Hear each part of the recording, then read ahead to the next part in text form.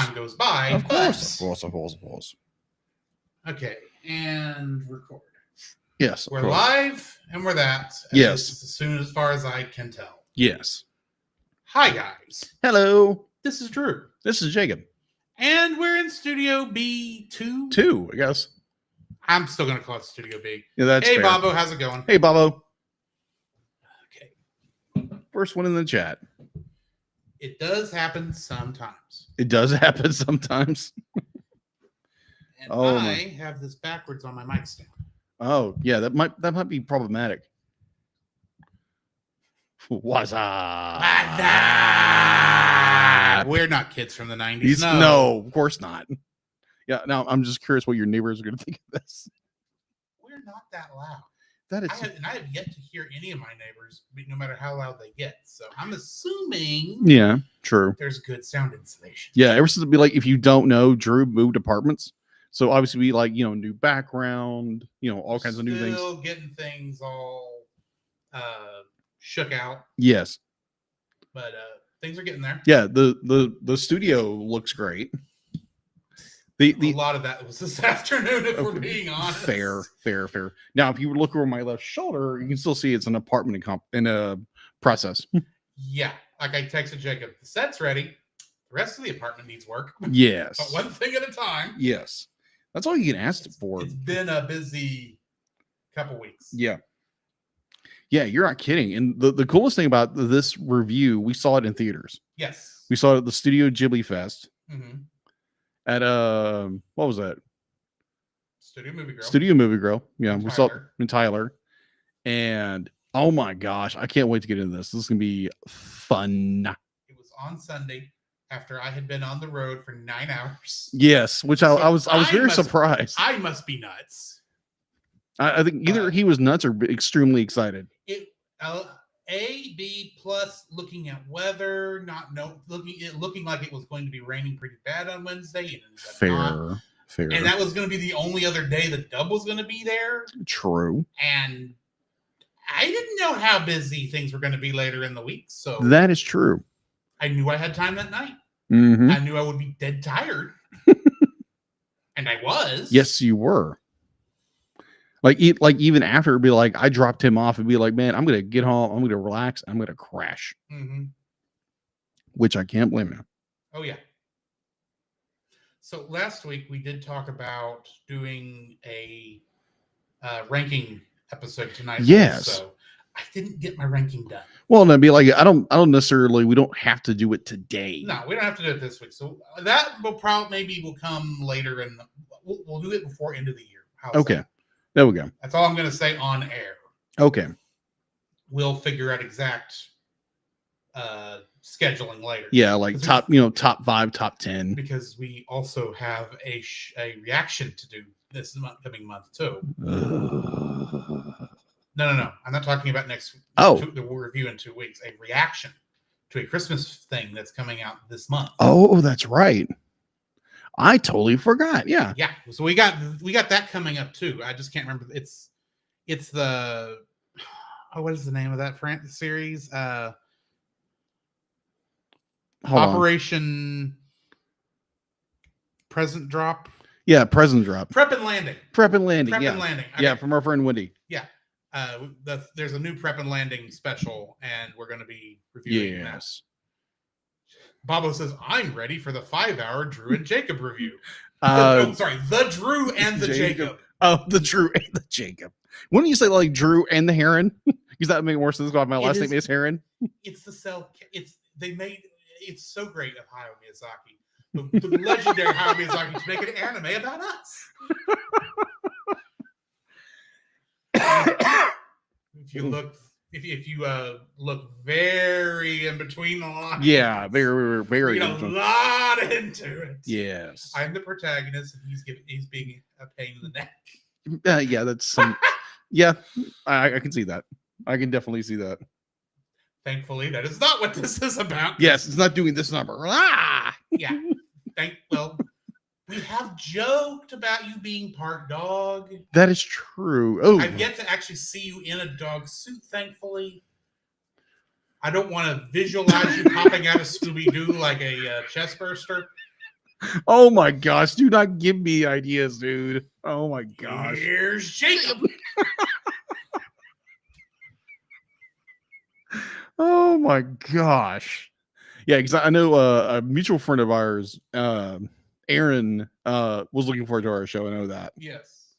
So I don't think it's gonna be 5 hours. I don't think so. I don't think it will be either. I do suspect we might push 10 o'clock. Yeah, we might. Honestly. Yeah, we're gonna gush about this film. I know that. There's gonna likes are gonna we're gonna have a hard time getting through because there's so much of this film. Dislikes maybe quick. Yeah, it might be a little quick. It might be like, okay, we're gonna gush, like Gushmaster activated. Yeah, I don't have that. No, you don't. Clip. And I just realized I don't have another audio clip on here. I wish I did. What would that be? Well, let's just say there is somebody in this movie that I probably need a audio clip for. And it's not the horse winning. Oh gosh, yeah. I'm trying to think. Hold on. Unless you were looking at the cast list, you would not know. Oh, okay. I'm not looking at it right. Well, he just scrolled past it. I don't want to spoil things. Spoiling is all the fun part. And you get the experience like, oh my gosh, this is what happened. I'm looking to see if I happen to have it on my drive already. Yeah, honestly, be like for me, it's like if it's a movie's been out for a while, I do not mind people spoiling it. And then I get to experience, okay, when did this surprise happen? It's like, oh, okay, I was pleasantly surprised when it happened. I was like, that was kind of a bummer. I want to say I played an audio for that before, but I don't know if I can. It's not. I'm Batman. No, I've got that one on the board. This was one. Oh gosh, out that it might have been on the old board. Oh, okay. And didn't get moved over to this. Yeah, because technically there's 2 Batman in this movie. Technically, yes. Yeah, 2 Batman. 2 Batman. One's more like roar. The other was roar. The other one is the world's worst vampire. It took him 10 years to finally turn into a bat. Oh my gosh. Welcome, Edward Cullen. Robert Pattinson. Like, he's a good actor. Dude, he's a good actor. He's a good actor. He just, unfortunately, was Edward Cullen in Twilight. Yes. Okay, I don't have it on the board, so I'm just going to cue it up on YouTube. Oh, okay. I know there's a audio clip. So the thing was, I saw there was a reviewer I love watching. I can't remember, Sean something. He likes to watch review movies, and the fact that the Twilight saga, they have to say that the Twilight saga. Those were not good films. They weren't.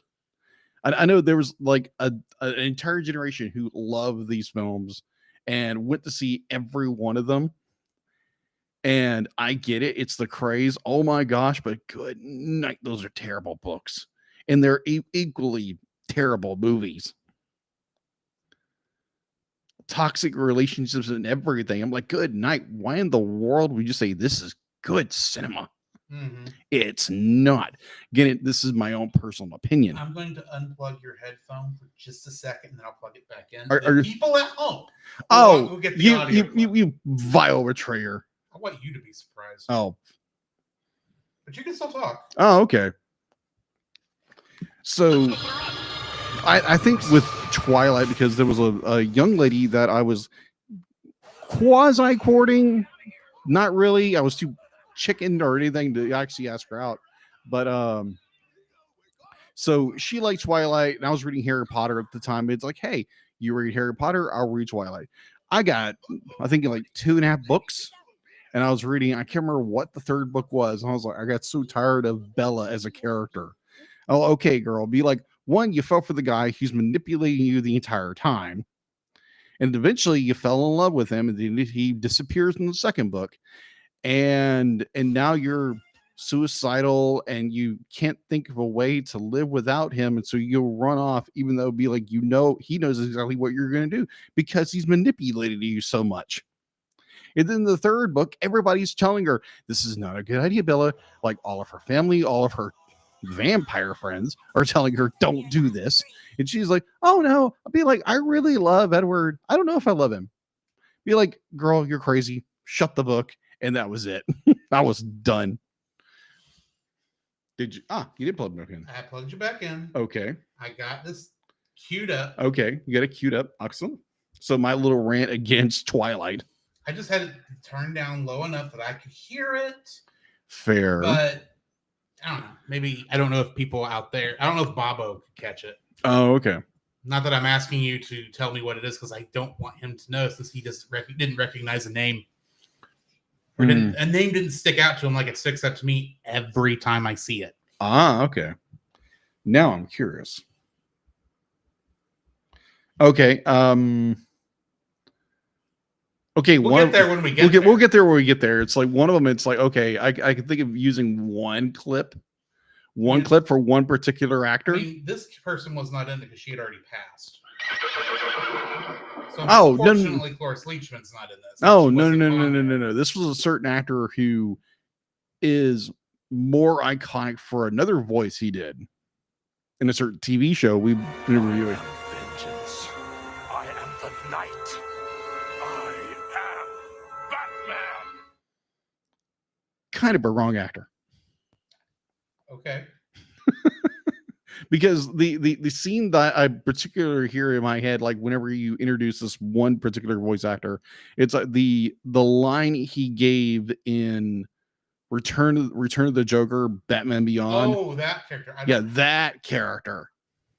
The only thing I've got on here right now for that person is at the end of the Batman cell opening. Oh, okay. So I'd have to fast forward all the way to the end, and like that's the first thing that pops in my head. I might still do it. It's going to be. I'll have to do some editing later. Yeah, you're good. You want to get started? Yeah, let's get started. We're going to be here for a while anyway. Yeah, we're going to be, flapping our jowls about this one. Oh yes. And flap. Flappy, flappy, flappy. The Cellcast is recorded in front of a live streaming audience.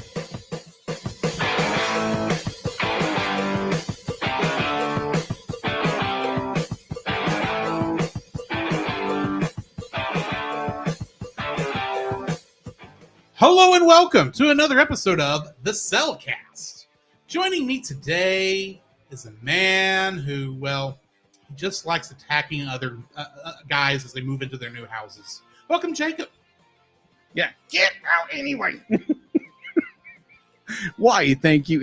Good night. Why, thank you. Let me introduce our co-host. Man, new place looks pretty good. Get out.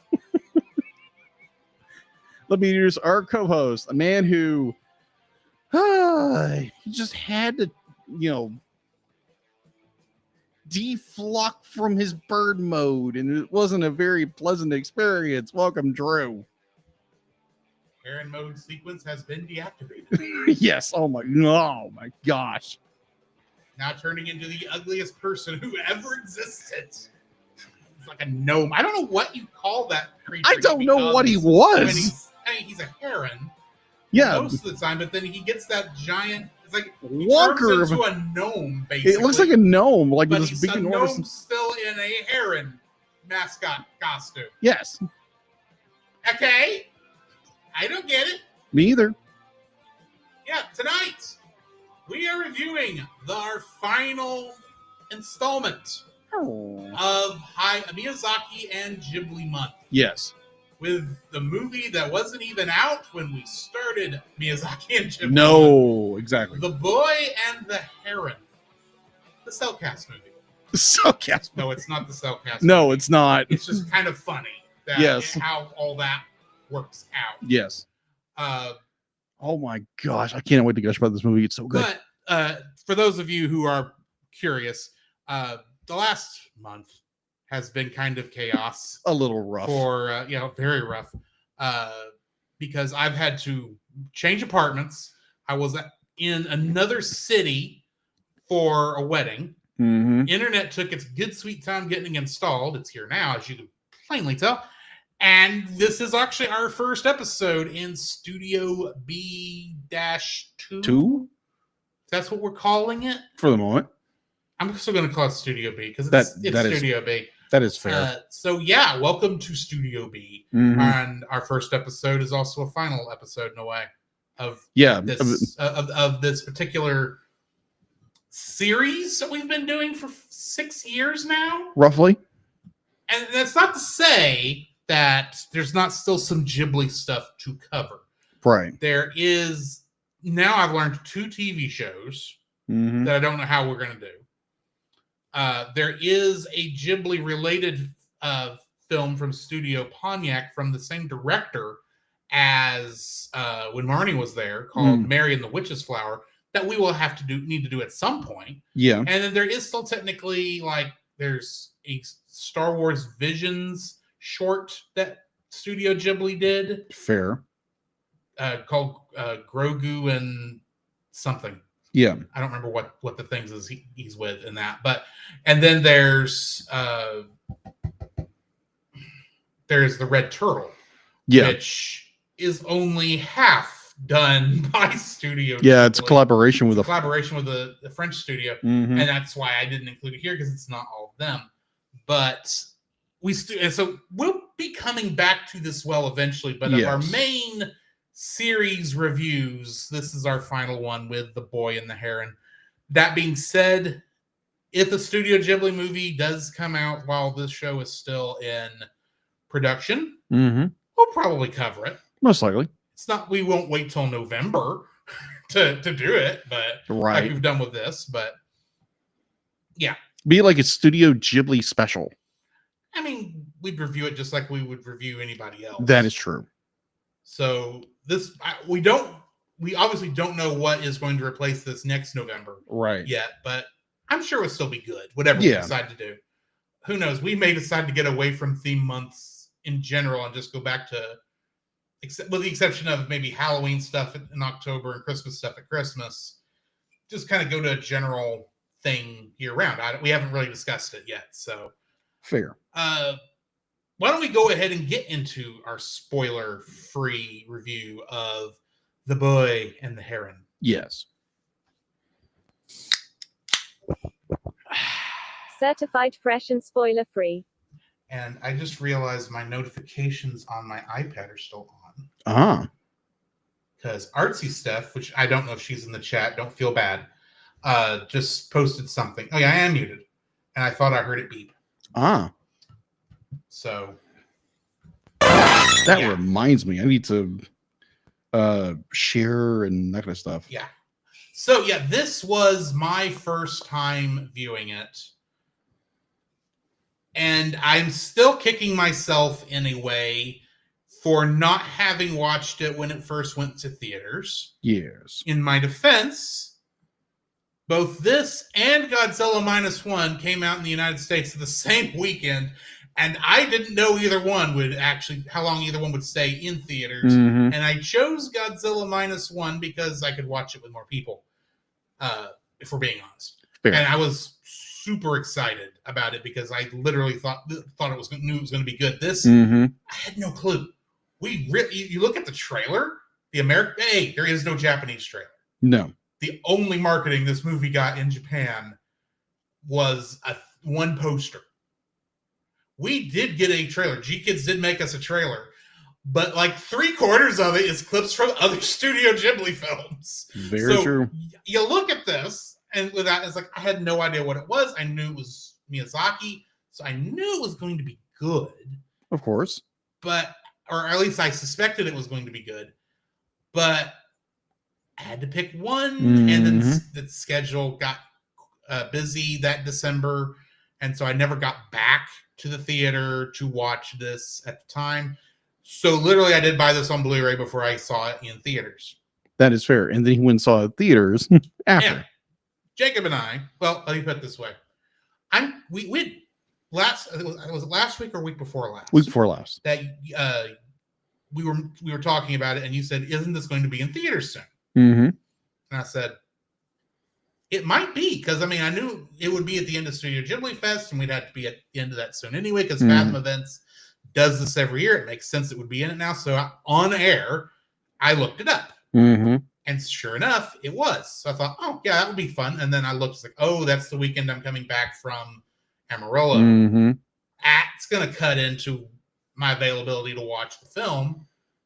And to a degree, I think, I know I said we'll figure it out when we want to go see it, but I'm not going to be available until such and such date.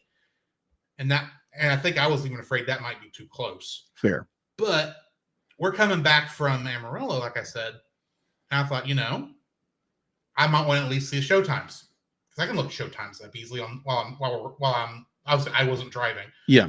So I looked it up and went, oh, the dub is only Sunday night, aka the night I was looking, and Wednesday night. The Monday and Tuesday are the subtitled versions, and while I'm fine with subtitled versions, this guy not so much. Jacob's reading disorder does kind of give him a little bit of a. Sometimes it helps to be able to pause. Yes. In order to catch a line, especially if it's very, very dialogue heavy. Yes. And I have no idea how the dialogue is, and you can't really pause a movie in a theater. No. So I said, I sent back, Jacob. It's either going to be tonight or Wednesday. Which is better for you? And I let you pick. And you let me pick. It's like, okay. Well, it looks like it might be raining Wednesday. I'm dead. I'm going to be dead tired when I get home, but we might as well do it tonight. Let's do it. And that's how that ended up. And so literally I got home and 30 minutes later, you picked me up. Yes. And we went to Tyler and we watched the film with 5 other people in the theater, I think. It was maybe close to 7. Maybe, yeah. Maybe. So we had a good time. Yes. We always have a good time. Always good time when we go to the theater. And I think we were both blown away. We had a hard time not talking to each other during the film. Yeah, exactly. It's kind of hard. And for those of you who listened to our Earwig and the Witch review last week, woof. You did at 15 minutes into the movie. We are both not sure where this film's going, and you whispered to me, "I'm already far more interested in this than I ever was at Earwig." Oh yeah. This has the Studio Ghibli magic. Yeah, because so this is far better than what we reviewed last week. Oh yeah, because you even leaned over. It's like, yeah, I'm already invested. I was already way invested, and I didn't even know where it was going. No, we've seen the Heron. Mm-hmm. He seems like a normal Heron at the moment. For the moment. Where is this going? Yeah. Because honestly, it starts to go, oh, we're in the middle of Grave of the Fireflies. Because it is World War II. The same setting. I thought it was World War III. World War III? World War III? No. It was World War II, not World War I. Yes. Okay. Yeah. This is not Star Trek. Yeah. Because it's definitely World War II because they were making the Zero. Yeah, they're making the Zero, so it was 2. I say the Zero. We don't know what plane it is. We assume it's Zero because all we saw is the canopy. Well, I'm assuming it's the Zero because Miyazaki liked the guy who designed it. That's why he made the airplane movie before this. Yes. Which I can't think of the name of that one at the moment. We reviewed it with Roy. We did. Francisco, I mean. Thanks, Roy. So, do I suggest watching this? I suggest everybody go watch this. I don't know how good this would be for kids to watch because there's a lot of hard stuff to work through. It's a lot about grief. There is a lot about grief. I would not say there's a part where the kids might get bored, but except for the first 15, 20 minutes where it's all about him moving into this house. Yes. And it's and it does go a little bit slow. It's kind of got that Totoro slowness at the beginning of it. Mm-hmm. It does. But the wind rises. The wind rises. That's the movie you're talking about. But yeah, this is an excellent movie. I am probably going to be rating this very high. If you I wonder why. If you like Studio Ghibli films, this is right up your alley. If you've liked Spirited Away, if you've liked Princess Mononoke, if you like any of Miyazaki stuff, even if you like, your favorites are some of the other stuff, because there's a lot of even though it's Miyazaki who directed it, you can tell he is at least channeling some of Isao Takahata, especially with Grave of the Fireflies and a couple other of the Takahata films. There's at least that kind of of quality and seriousness into this. While it's still a Miyazaki film, it's like they mixed every Studio Ghibli film minus Earwig and the Witch into a cauldron and poured this movie out. Fair. It is. There is so much to love about this film, and we're not even going to be able to cover everything tonight. No, I think this review is going to be more like we're going to be touching the surface and be like kind of dipping your toes into the mire that is the Boy and the Heron. Yeah. But we're not going to go like this massive deep dive because again, that'd be like a 4-hour episode. Yeah, we to really give this movie what the analysis and discussion it really needs. What we eventually do need to do at some point. Yeah. Not tonight, maybe not for the next couple, maybe not for a year or so, but it really needs a 6-hour just discussion session. Yeah, because there's so much depth in this movie. Our normal format is just a step above Consumer Reports in some ways. And this movie is going to require a little bit more than we can really even explain in that format. So unfortunately, this is going to be a time when our format's going to fail us, I think. Yeah, because I think it would be a good idea if we came back to this movie and gave it like a deep retrospect. I think we do at some point need to do a special episode on just this movie. Yeah. Just because of how deep it is. And it's not to say we wouldn't do this on another film. Yeah. But this is the only one, this is the first one we've really run into where it felt like just on the discussion, the trip back, we were hitting on stuff that we didn't realize at the time. Oh yeah, when we were watching, it's like, oh, there's this, and then it's pulling from this, and the history is that. And it's like, oh, there's so much good in this. It's too much for us to be able to unpack. Agreed. I think in a normal Cellcast episode, but if you want to know if you should go and watch this film, please and please don't let me be talking about how dense and compact and efficiently compact or how much there is some back. So drive you away. Go watch it. It is good just even on a surface level. Go watch this film. It's excellent. Jacob, what are your spoiler-free thoughts? All right, so spoiler-free thoughts on The Boy and the Heron. This movie, honestly, I didn't know what I was be like. I saw the trailers when it was coming out, and obviously we didn't go see it. It was a busy month. It was a busy month. I agree.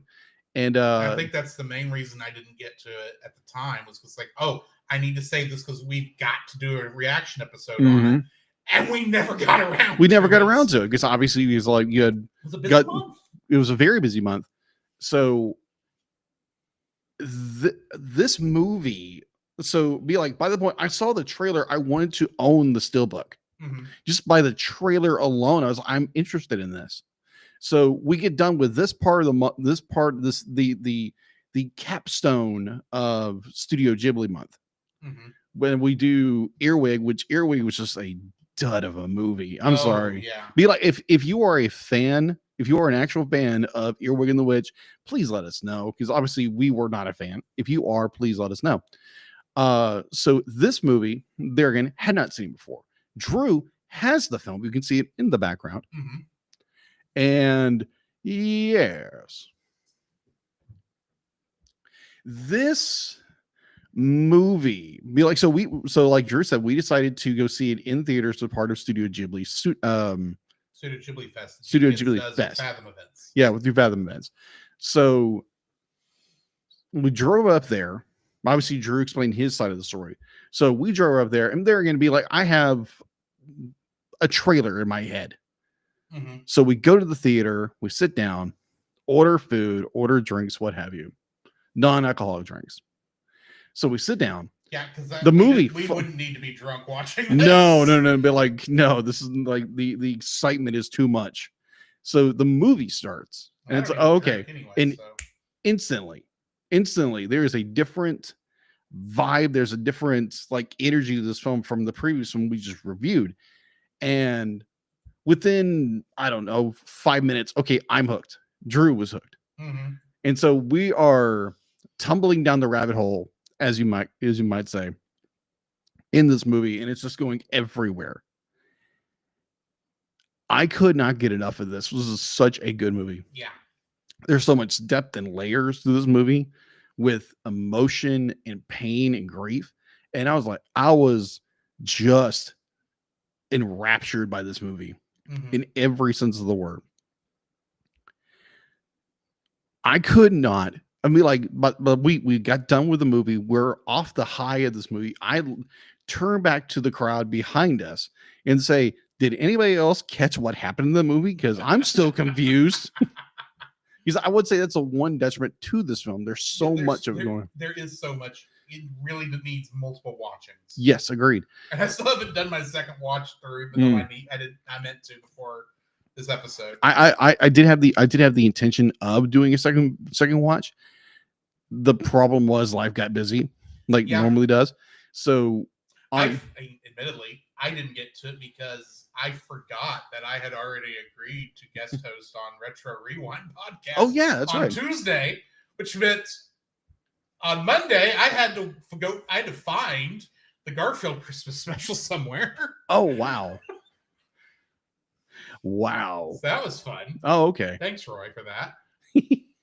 So it's like, the fact that like we were driving back from the theater, and we're still just unraveling this entire movie, trying to understand it, because we're both like, what the crap did we just watch? Like, artistically, beautifully, everything about this movie is gorgeous, but it's such a complex story. So much. You know, like the onion analogy, just peeling back, and you just like, you get that revelation. Oh, that's what that means. Whoa. And it's just incredible. It's an incredible film. And yes, I would highly recommend go watch it. You can HBO Max, if you're a subscription to HBO Max, go watch it. It is available on Amazon to purchase. And go enjoy it. I think Geek Devotions in our chat asks, so it's an onion. To which I would then reference another winner of Best Animated Feature Film, or Best Animated Feature for the Academy Awards, Shrek, and say it's more like an ogre.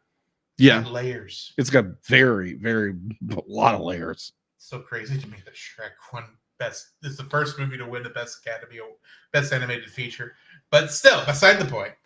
Well, honestly, like I'm not surprised. I'm not surprised because of how good that movie is. And we reviewed it. So we reviewed it. Go listen to that one. We won't get into that right now. Right. Anyway. Should we go ahead and get into our spoiler-filled section? Yes. Let's do that. The following is a spoiler-filled review for the film The Boy and the Heron. Listener discretion is advised. I guess I should also say it's for the Japanese title. How Do You Live? Is because it's for that. It's the same. It's named that in the Japanese version. Okay. Funnily enough, we'll get into that. Why that? Yeah. So in that same vein, it's kind of it's not kind of a reaction, but a review. It's a reaction and review. This is We could have watched it before this point, but neither one of us did. No. Until Monday. Which made it better. So yeah. I'm glad I was able to go into it in a theater blind. Yes. But The Boy and the Heron, or How Do You Live, was written and directed and produced by Hayao Miyazaki. Surprise. To nobody. And if I have to tell you who Hayao Miyazaki is and list off all his movies, you haven't been paying attention for the last 6 years. At least. But I will say, he has written, or he has directed other such great films such as Lupin III, The Castle of Cagliostro, Nazca in the Valley of the Wind, Castle in the Sky, My Neighbor Totoro, Kiki's Delivery Service, Porco Rosso, Princess Mononoke, Spirited Away, Ponyo, Howl's Moving Castle, The Wind Rises, and I missed one. I can't think of what it is. You were close. Close enough. Yeah. B for effort.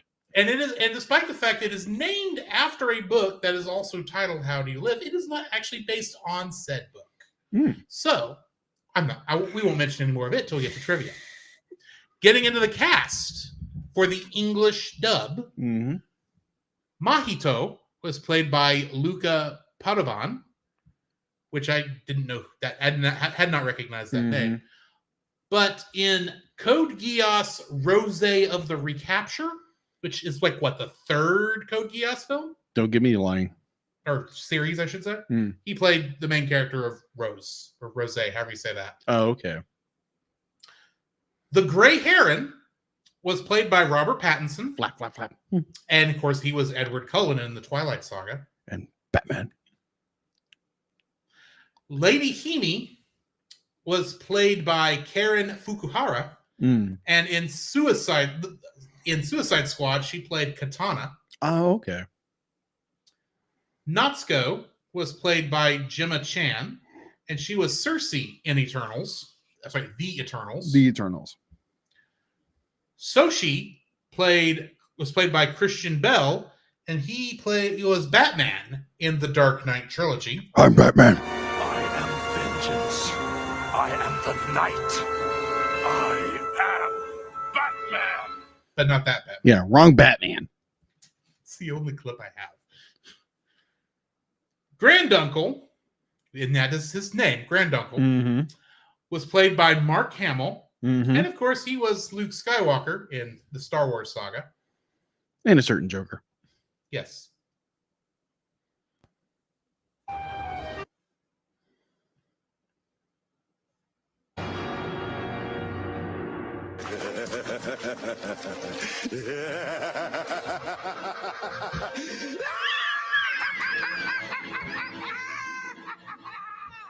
Oi. Kiriko was played by Florence Pugh, and she played Yelena Belova in Thunderbolts, a.k.a. Yes. Black Widow's sister. Yes. I still need to watch that movie. The Noble Pelican was Noble Pelican. That's his name. I know. He was played by Willem Dafoe. Yes. And he was Norman Osborn / Green Goblin in Spider-Man. The Parakeet King. Oh, gosh. The Parakeet King. Was played by Dave Bautista, who you might better know as Drax from the Guardians of the Galaxy. You can't see me. I am not moving. It would not go. It would not go over my head because I would be able to catch it. Oh my word!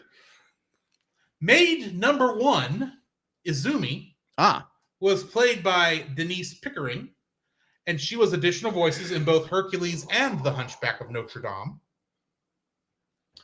Maid number 2, Utako, was played by Barbara Rosenblatt, and she played the fortune teller and Mrs. Mamiya in Weathering with You. Maid number 3, Eriko, was played by Mallory Hart. And she was Archerina in Power Rangers Zeo. And maid number 4, Aiko, was played by Barbara Goodson, who is played Mother Talzin in Star Wars Rebels, but had another role you may recognize. After 10,000 years, I'm free. It's time to conquer Earth. Yeah, she's reading Rebels. And apparently she's going to be at a local con like this weekend. Bear in mind, she's also a voice of Goku. Except in that dub, he was named Zero. Hold on. Which one? In the Harmony Gold. Oh, yeah, that's right. That's right. Oh, my gosh. Harmony Gold. One of the early Dragon Ball. Yes, movies. I heard about this. I think it's one of the it may be one of the Dragon Ball Z films. They changed a lot of the characters' names. Some of the more fun ones, besides Goku being named Zero. Piccolo was named Big Green. And they keep Dragon Ball Z abridged. You know Korin, the cat? The cat? Oh, yeah. In that dub, he was Whiskers the Wonder Cat. And you know, I want to fight this whole dub because I want to know what else they did. Oh my gosh. It's a goofy movie to begin with because I think it's actually the world's strongest. Oh my gosh! Now I have to find this. No, it's not World's Strongest. It's Tree of Might, I think. Which we are talking about how to handle those, by the way. Anyway, Kingdom Hearts connections. How many do y'all think that we have? Oh my gosh! Chat, go ahead. Feel free to answer. Yeah. Big Green. Jacob. Oh my I need gosh! a guess from you. Let's see. 5. Well, Artsy Steph also guessed 5. Bobo guessed 12. And all of y'all, PaulJPowers.com guesses 4. Y'all need to lower your expectations a little bit. What? Because there is just one. Is it Mark Hamill? It's Mark Hamill.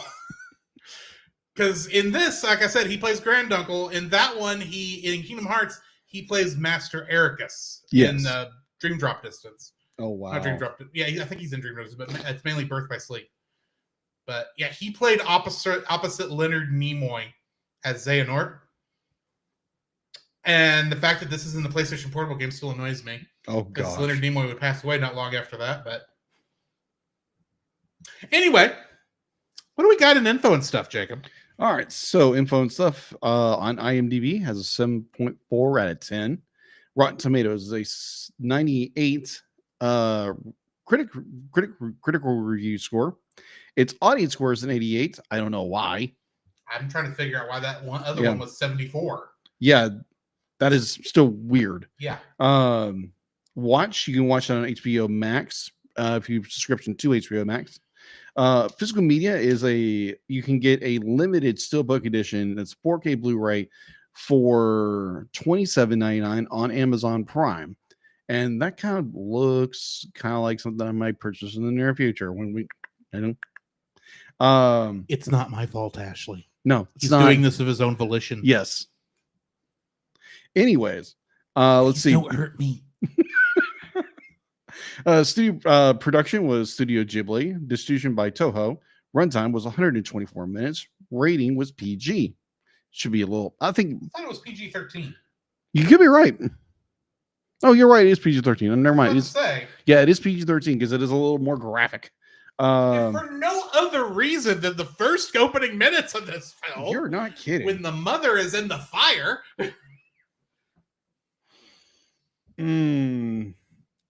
Release date in Japan was July 14th, 2023. It was premiered here in North America on September 7th, 2023 at the Toronto International Film Festival in Toronto, Canada. I was so hoping you were going to ask me where it premiered because I actually knew it for a change. Wow. Because it was in the trivia. Oh, okay. Well, never mind. All right. It was distributed here in the United States on December 8th, 2003 through G Kids. It had an estimated budget. Now, I had to go look this up. It had an estimated budget of $53.3 million. Now, granted, this is over the span of 7 years of creating this film with COVID, what have you. Mm-hmm. So it took a number of years for this thing to, get off the ground. Let's see. Opening weekend for the United States and our Northern Canadian brothers and sisters was on December 10th, 2023, and it made a whopping $13 million. That's not good. For the United States and Canada, its domestic gross was $14.8 million, and its international gross was $282.4 million. So for home release, The Boy and the Heron was released in Japan on DVD, Blu-ray, and Ultra HD Blu-ray on July 3rd, 2024 by Walt Disney Japan. It's the first time the 4K was released for a Studio Ghibli film. In North America, it was released by G Kids and Shout Studios on the same format on July 9th. It was released digitally on June 25th and followed by its streaming release on HBO Max on September 6th. And it was released on Netflix on territories outside of Japan and the United States on August 7th. Let's go to its accolades or its awards. It made accolades. That's what I meant to say. Accolades. Okay. Accolades, meaning awards. Best anime feature at the Golden Globes. I had them up for a second. I love it when there it is. Hold on. I had it all set up, and then you talked about the ocean dub, and I was like, I don't know if I know this. Sorry. You're good. All right. So for the Annie Awards, it won Outstanding Achievement for Storyboarding in a Feature Production, Outstanding Achievement for Character Animation in a Animated Feature Production. That was the Annie Awards. And it won Best Animated Film for the British Academy of Film Awards. And AKA the BAFTAs. The BAFTAs. Won a BAFTA. And it won an Academy Award for Best Animated Feature. So that is all I have for info and stuff. All righty. Let's get into the summary. During the Pacific War, which for those who don't know, because I have not run into that term a lot, the Pacific War is referring to specifically the conflict between Japan, the Empire of Japan, and the United States of America. Yes. That is generally wrapped up in World War II because the conflicts happened all at the same time and there were treaties and such. This was the first time I think I had seen it probably since high school listed as the Pacific War. Yeah. But they are technically the same war. It's the same war, but they're also considered two separate conflicts. They are. So it was more that when they decided to attack Germany, they would attack Japan. So they went with two fronts. Yeah. But besides the point. Yes. During the Pacific War, Mahito Maki loses his hospitalized mother, Hisako, in a fire. Mahito's father, Soichi, an air munitions factory owner, marries his late wife's sister, Natsuko. Oh, that makes sense. And they evacuate to her rural estate. Mahito, distant to the pregnant Natsuko, encounters a peculiar gray heron leading him to a sealed tower, the last known location of Natsuko's architect granduncle. After a school fight, Mahito deliberately injures himself. The heron, now speaking, entices Mahito with promises of finding his mother. Mahito is nearly kidnapped by a swarm of creatures, but Natsuko saves him with a whistling arrow, inspiring him to craft his own bow and arrow. The arrow is magically imbued with true aim after it is fletched with the heron's feather.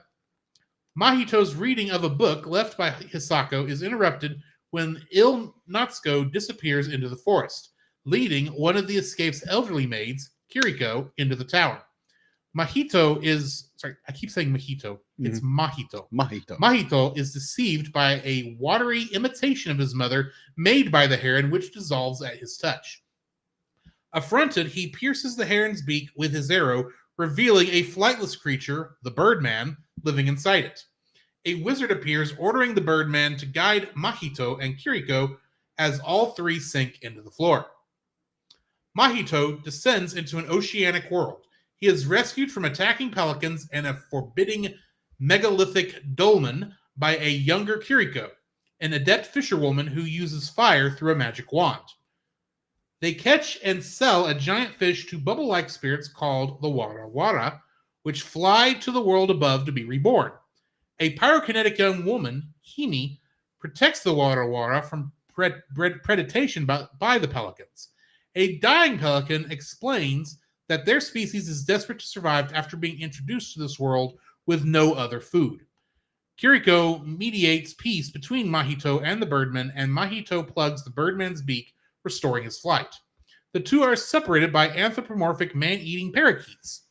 Himi saves Mahito and shows him a counterpart of the tower which contains doors to many worlds.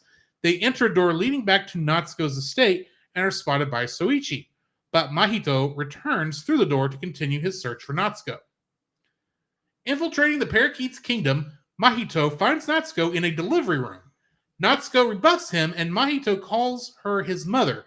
Himi incinerates the paper attacking them, but all three are rendered unconscious by the encounter. In a dream, Mahito meets the wizard, Natsuko's granduncle.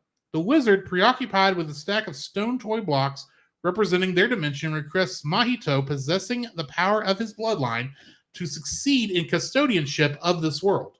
Mahito notices that the blocks are infused with malice. Waking up, he is freed from captivity by the Birdmen. They climb the tower to pursue the Parakeet King, who is delivering Hime to the wizard, hoping to convince him to maintain the world. The wizard has collected replacement blocks free of malice for Mahito and implores him to build a better world with them. Mahito refuses, acknowledging his own malice embodied by his self-inflicted scar, and vows instead to embrace those who love him. The parakeet takes the blocks and tries to build a better world himself, but the stack is too unstable and falls. The world begins to collapse and flood, and Mahito, Hime, and the Birdman escape, reunited with Natsuko and young Kiriko. Learning that Hime is his birth mother, Mahito warns her of her fate, but she returns to her own time without worry. Mahito returns with Natsuko amidst an exodus of animals that revert to their non-anthropomorphic forms. The Birdman notices Mahito keeping a stone of power and advises him to forget his experiences. A charm doll carried by Mahito transforms back into the old Kiriko. 2 years after the war, Mahito moves back to Tokyo with his father, Natsuko, and his new brother. Getting into the trivia for this. Hayao Miyazaki started working on this film in 2016 without receiving an official green light. In December 2019, the film was announced to be 15% complete after 3.5 years of work. The producer, Toshizo Suzuki, explained that Hayao Miyazaki had previously been able to direct 7 to 10 minutes of animation each month, and they had planned for 5 minutes of animation per month, or about 1 hour annually, for the film. However, Miyazaki was only directing about 1 minute of animation per month. Yeah, that's a lot different. According to the producer, The Boy and the Heron is the most expensive film ever produced in Japan. Wow. Not most expensive animated film.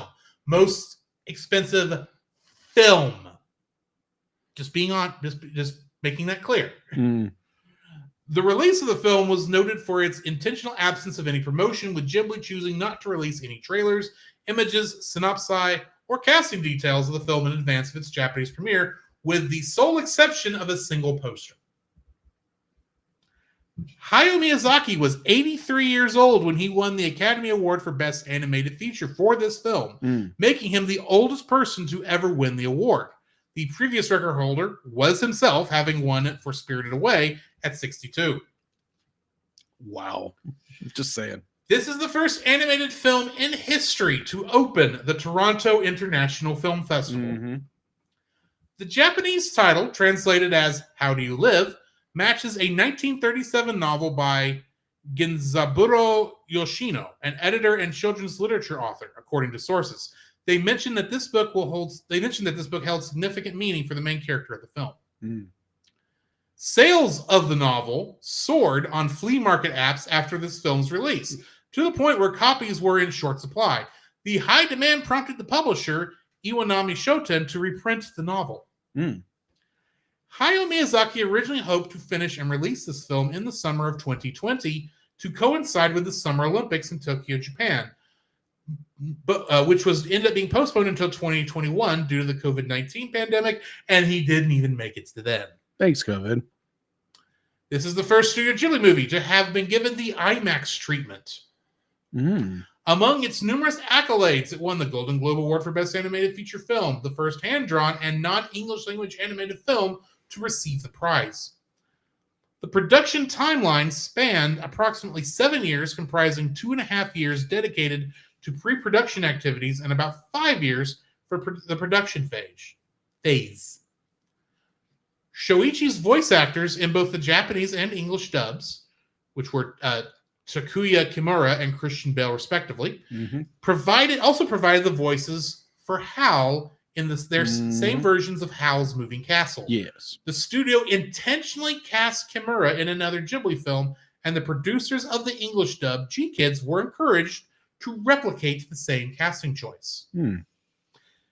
This is the 6th film not produced by Disney or DreamWorks to win the Academy Award for Best Animated Feature, after Spirited Away in 2001, Happy Feet in 2006, Rango in 2011, Spider-Man Into the Spider-Verse in 2018, and Guillermo del Toro's Pinocchio in 2022, which we have reviewed all of those films. We have. With Robert Pattinson voicing the Heron in the English dub, this makes him the third Batman actor to voice the title role in a Ghibli film after Michael Keaton in Porco Rosso and Christian Bale in Howl's Moving Castle. When Mahito eventually locates his stepmother in the other world, her room is not actually a birthing chamber, as the other characters describe, but is actually a Japanese tomb. The paper strips that attack Mahito are known as shide, commonly used in Japanese religious or sacred places to purify or protect the area. In this film, their role is to ward off death from the tomb and to protect Natsuko. The protagonist, Mahito Maki, is modeled after Miyazaki himself.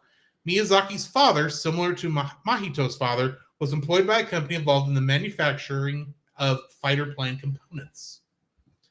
Finally, the hospital fire at the beginning of the film evokes personal parallels with Hayao Miyazaki's loss of his own mother, who was known for her strong opinions and is believed to have been a source of inspiration for several of the director's female characters. And that's what I've got for the trivia for this film. All right. So can you do me a favor and pull up pauljpowers.com, his comment, the last one he put on?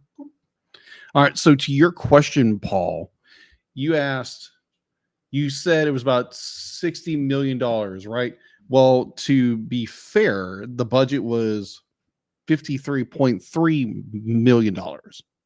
It was close to it because it had inflated over the years, but it was close to 60 million. It was close. Yeah. That's all I had. So, Jacob. Yes. What is your first like for this film? Let me weave a tale of what I wrote here is a thankful return to tradition, animation, to traditional. This is partially drawn in 2D, right? Yeah, there is a lot of 2D it's 2D animation. But I mean, while this is not fully hand drawn, it is drawn in a computer, I believe. Yeah, most of it's on tablets. But there's not a lot of 3D animation in this. No. Yeah, it goes back to like what we would traditionally say is 2D animation. It's more in line with how Miyazaki did Spirited Away. Right. Not like how he did Ponyo. Yeah. So be like, I love the simple fact that you had Earwig and the Witch. You're going to go hear our rant over that film. Go listen to our last episode when that comes out. Be like, correction, I have the artwork done. I just haven't colored it yet. Admittedly, I'm behind on releasing episodes. That is fair.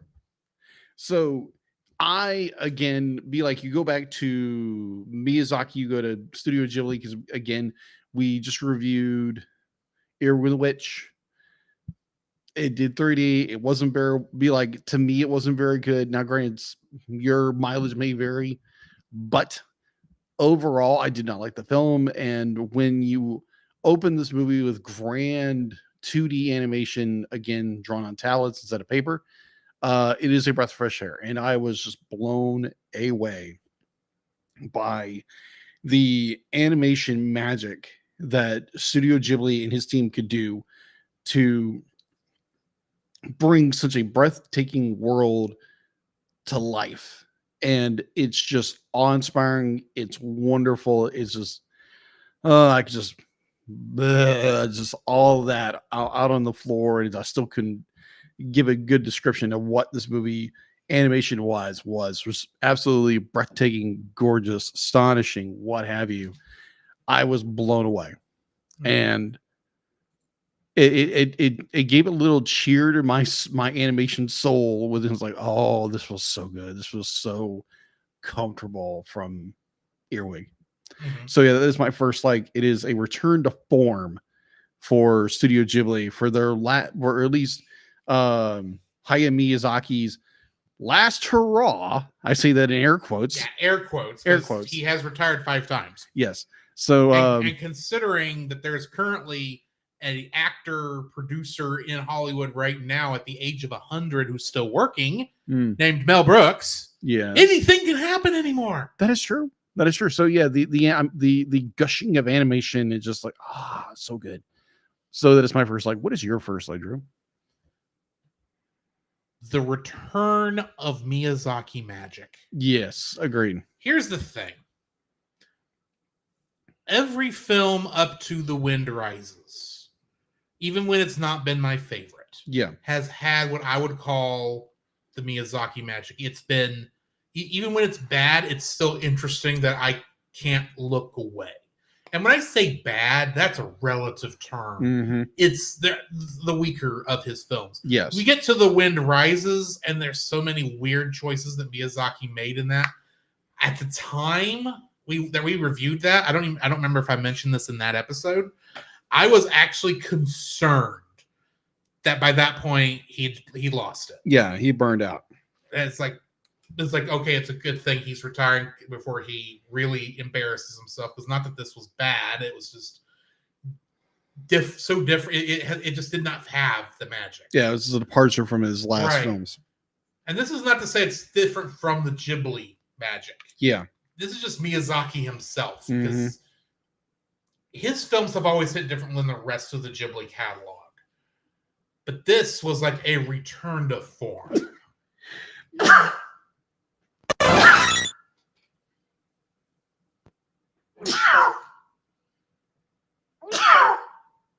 Oh my! Ow! That sounded like it hurt. It did hurt. Oh, Fudge rocker. All right. We get some water.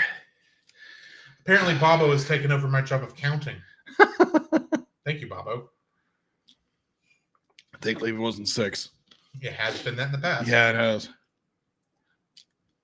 All right. Ugh. Yeah, I'm gonna grab a napkin. Is that good? Go right ahead. Thank you. Go ahead. If you need some, there's paper towels, I believe, in the kitchen, and if you don't see any there, toilet paper in the bathroom. Right. I'm gonna go ahead and continue. Go for it.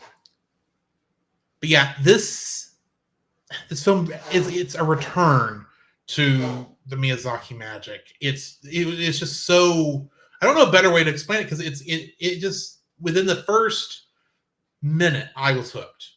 I can't say that about a lot of Studio Ghibli films.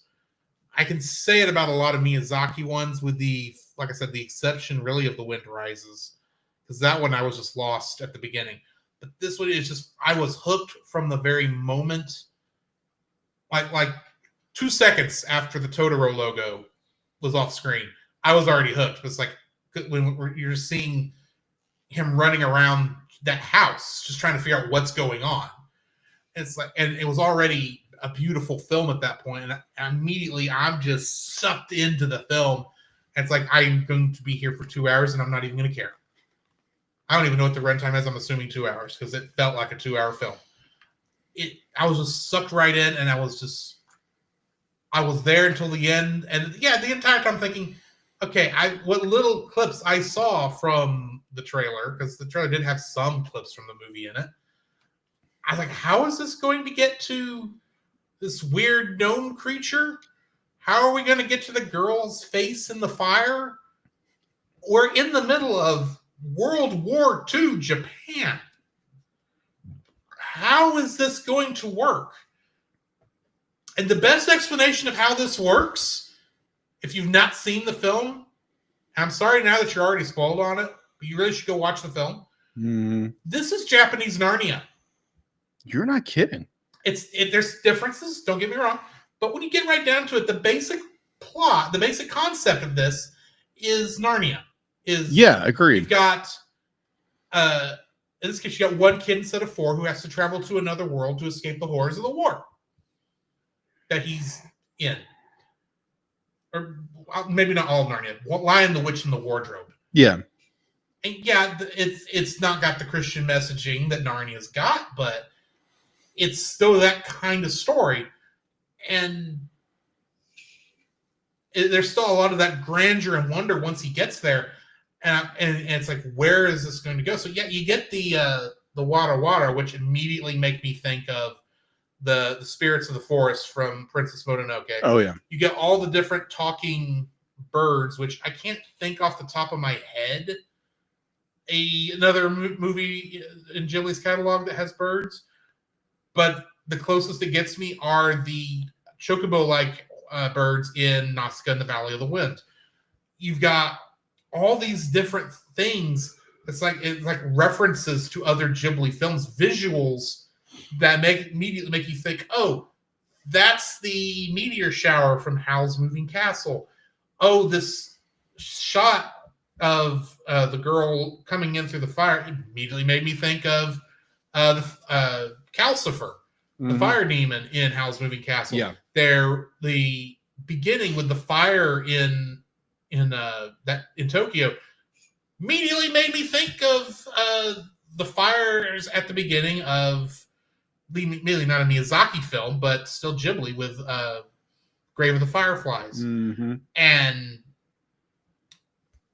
heck, when he's falling towards the ocean, the oceanic world, my first thought was like, oh, look, they're referencing ocean waves. There's already a lie in this film. I don't care.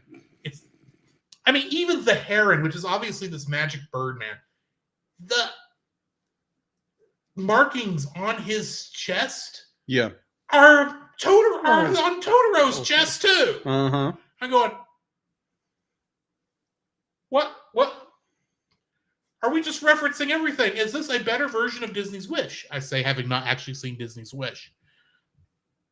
Which was, my understanding, makes a lot of references to previous Disney films. This is making a lot of references to previous Ghibli films, mostly Miyazaki's stuff. And even Hime, when she's not in the fire, reminded me of Kiki. Yeah, agreed.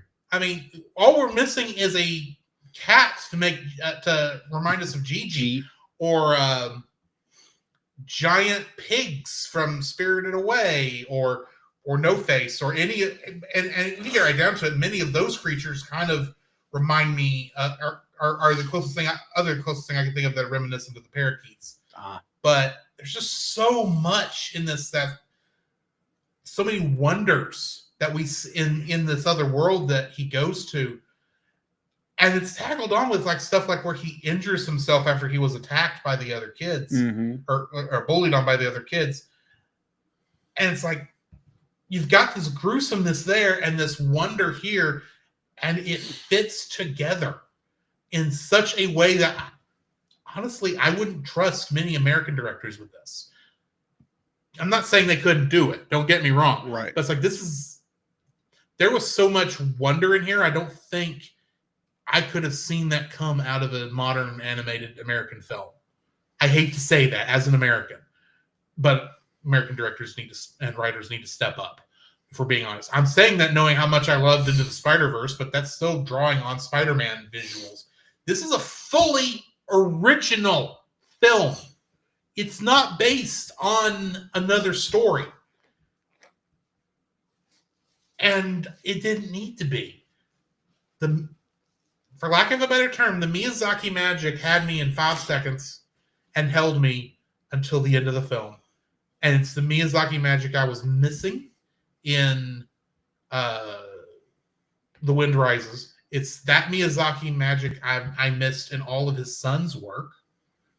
I'm sorry, Goro, but you're just not your dad, okay? You tried. You do a lot of amazing technical work, but your stuff doesn't pull me in. Even though he's channeling Takahata stuff, his stuff is missing the Miyazaki magic. And it's not that they're not good films. I would actually say, even with the fact that I didn't like Ocean Waves, and you really didn't like, or didn't enjoy, I should say, Grave of the Fireflies, and neither one, and the only bad film that we have seen in this whole series, the only one I think that we both can say we hated and was actually a poorly made film, was Earwig and the Witch. Yeah.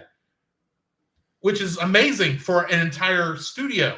Not just one director, an entire studio. And I just love being able to see that Miyazaki magic one more time in a theater. Agreed. And it's not, I'm never going to get that again, more than likely.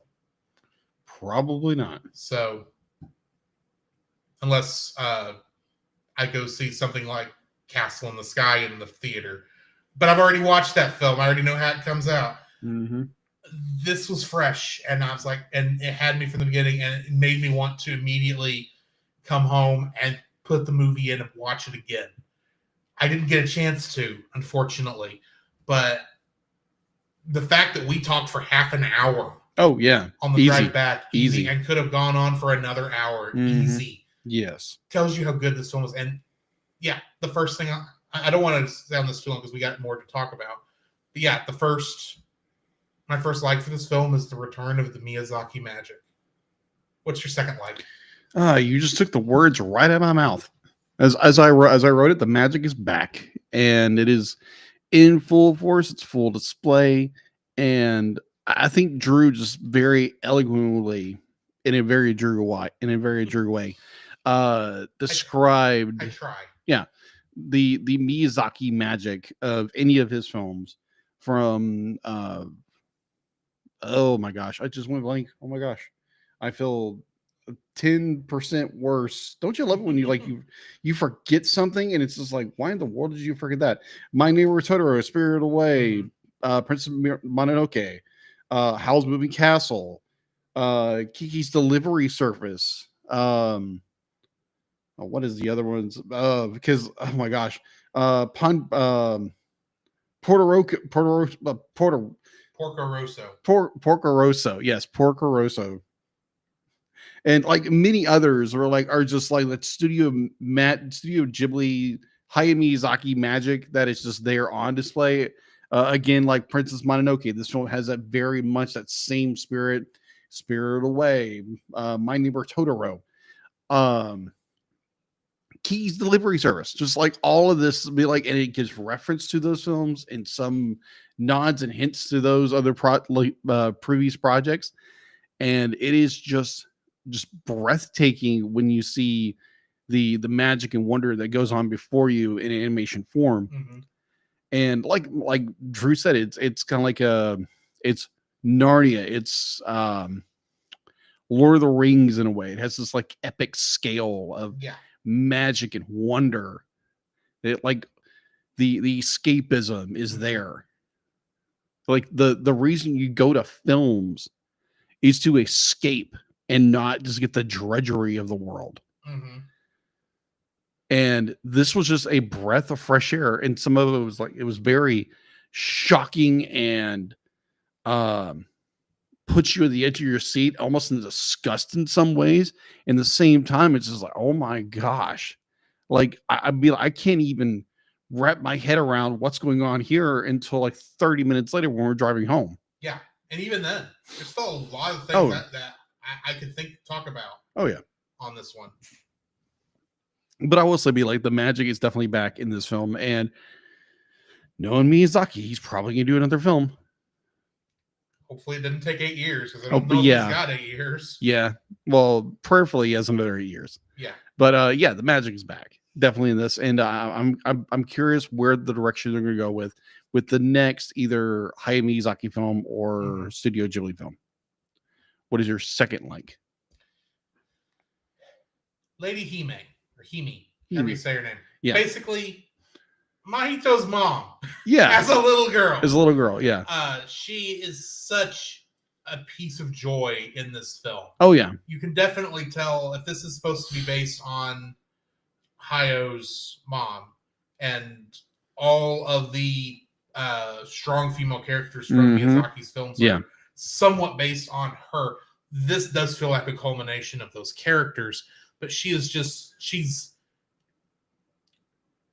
just so much fun to see on screen. You never see her angry or sad, or when she is, it's a righteous anger or righteous sadness, for lack of a better term.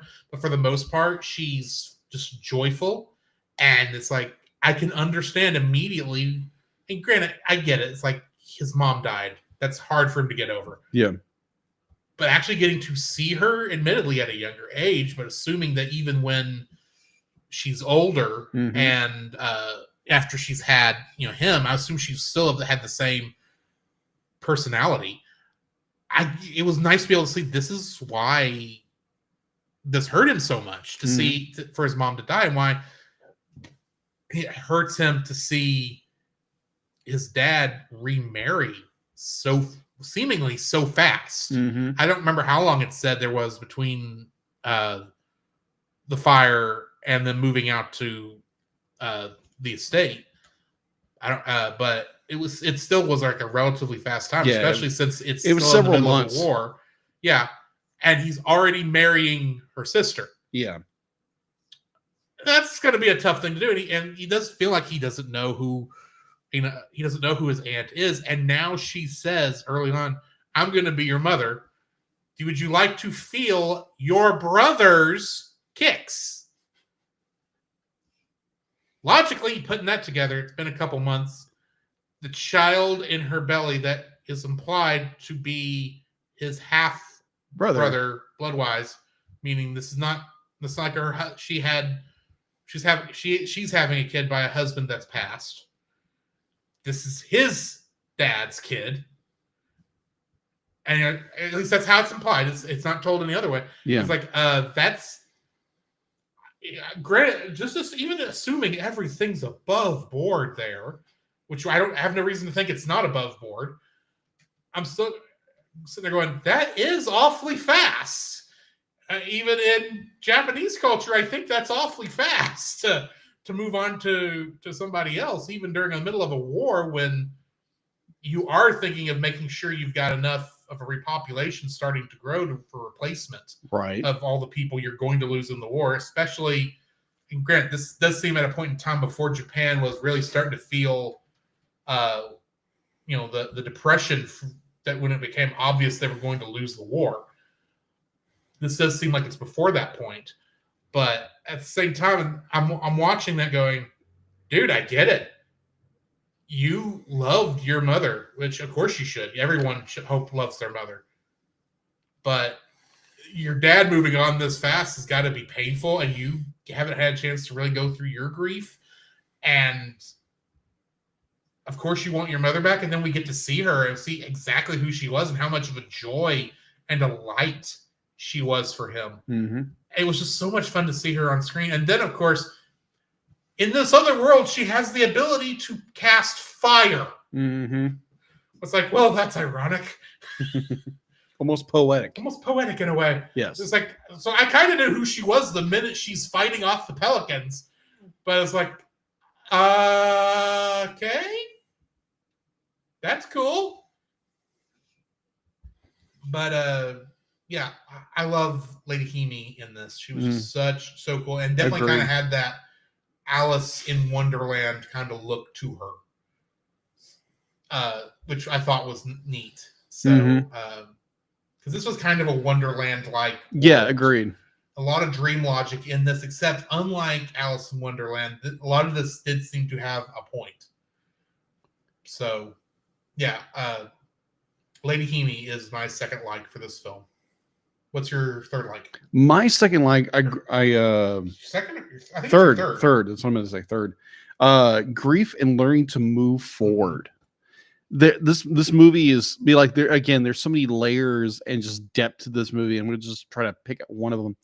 Is the story of our main character, who's how do you pronounce his name again? Mahito. Yeah, Mahito be like, he loses his mother in the very few minutes of the movie.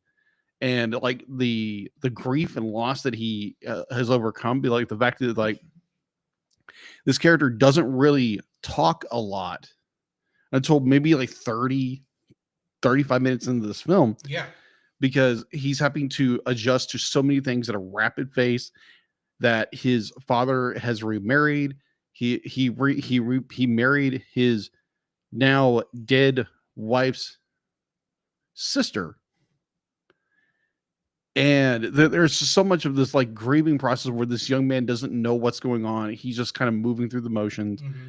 He is just he's just moving through the scenes. He's not interacting or anything until you get to the point where, like, after he self-inflicts himself with pain, and again, that could be more of a cry out for attention more than it's attention. This is my physical pain to it, where I have this emotional pain that he's grieving with. So it connects with the physical and the mental and the spiritual.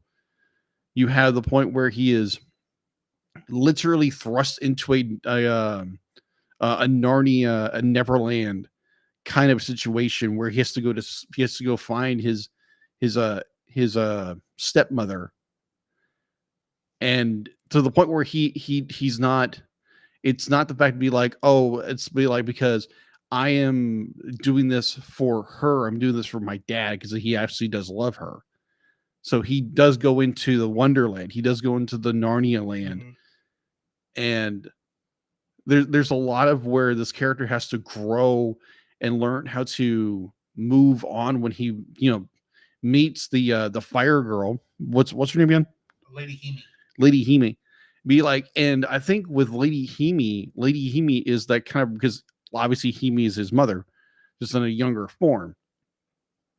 And there's a lot of where Lady Hime kind of teaches him to not let go, but to move forward. I think there's one line in the movie where it's like, oh no, be like, I'm thinking wrong. Sorry. The point where he's like he's moving through this world. It's also like, it's almost like it's a grieving process. I think in some ways, I think it's more like an I'll think of a oh, what is that? Crap. It's one of my favorite classic films of all time. The Wizard of Oz. I think in some ways in the Wizard of Oz, it's where he goes into this wonderland where he has to learn and grow, and he has to learn to move on, not to forget to move on, because we all have grief. We have moments in our lives where we lose a loved one or something like that, and it's hard to move on. And I'd be like, if you've ever lost a loved one, you know what that means. And I'm sorry that you've had to go through that. I think the closest one I've had to so far, I think, with my grandmother. But it's more of like, because I've seen where it's people who be like, they lose a loved one, they lose a mother, they lose a husband, they lose a wife, they lose a child, and they just cannot move on. Their life is stuck. There are points where a child was murdered senselessly, and a child is murdered, and the mother or the father or both, they can't move forward. They have a shrine of their child frozen in time where be like they know their child is never going to return, but they keep this memorial to them. They don't know how to move on. And this is a great example of our main character learning to move on. And that's one of the things you have to do, is you have to learn to move on. And again, I'm not trying to tell people that, oh, you have to just suck it up and move on. You can't. Like, there's a party that's still going to be there. But life is for the living. Yes, life is for the living. You've got to keep living. Yeah, you have to keep it living. And there's one point where our main character tells the younger version of his mother, be like, come with me, because you know what's going to happen. But he's be like, but that's not where I'm supposed to be. And be like, the fact to be like, our main character, Mahito. Again, I am terrible with names. Mahito is be like, he confronts what happened, and he embraces that, that his stepmom is his mother, and not to replace his biological mother, but to move forward with life. Because if you stop moving, because if something happens in our lives and we don't deal with it, and we don't learn and process and grieve through that, and we just stay stuck, we're going to be stuck, and you're not going to move forward with life. And I've seen that, and it's not good. So I love the process where it's this character, he learns to move on. He learns to love his stepmother, who's his aunt. And like, he comes out the other side just smiling and grinning, where he was virtually depressed. It was more like, okay, I have to do this for my dad, and now I'm doing it for myself, because I have to move on. My mother's dead. I'm still going to agree. I'm still going to love her, but I have to move forward with life. And I found that that one little aspect of this movie, again, there's so many different aspects of this film that is so depth and so much depth. It's just the grief and the moving forward to live again. So that is my third like. My third like, and you did touch on a lot of good stuff there.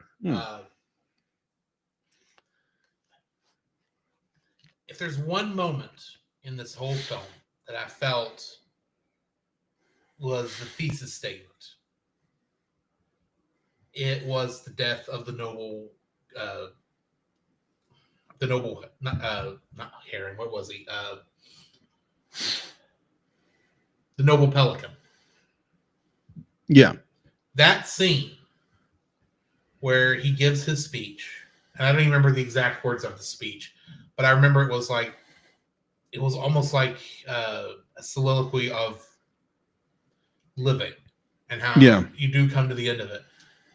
And at the end of it, I mean, you feel bad for this pelican and all of the pelicans who are here not of their own choosing, who are doing what they can to survive. And yeah, it's not the greatest thing they're doing because they're literally eating things that are about to be born. Yeah. What they're doing is horrible, but they're doing what they have to do to survive because they have nothing else to eat. Yeah. And so it's horrible what has to happen for them. And then, he gets injured. He got injured by Lady Heaney during them attacking Warwar, and he crash lands on the boat house mountain. I don't know what you call that structure because it was a combination giant ship mountain structure, and the pelican dies, and the Heron mentions he was he was a noble pelican or whatever. Yeah. But then says something was like, but you win some, lose some, and then or something to that effect. And Mahito doesn't say anything. He walks into the house, closes the door, and the Heron says something. I don't know, kind of saying, I don't remember what he said. Yeah. But then, obviously, this is what Mahito was doing. Yeah. He went and got a shovel, came out, and dug a grave for the pelican. Yeah. Because that's what needed to be done. Yeah, that's exactly. what the pelican deserved. Because he was good. He did the best he could in life, and that's.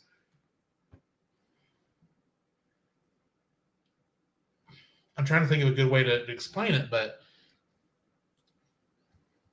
I don't think it's a accident at all that this movie takes place specifically during World War II.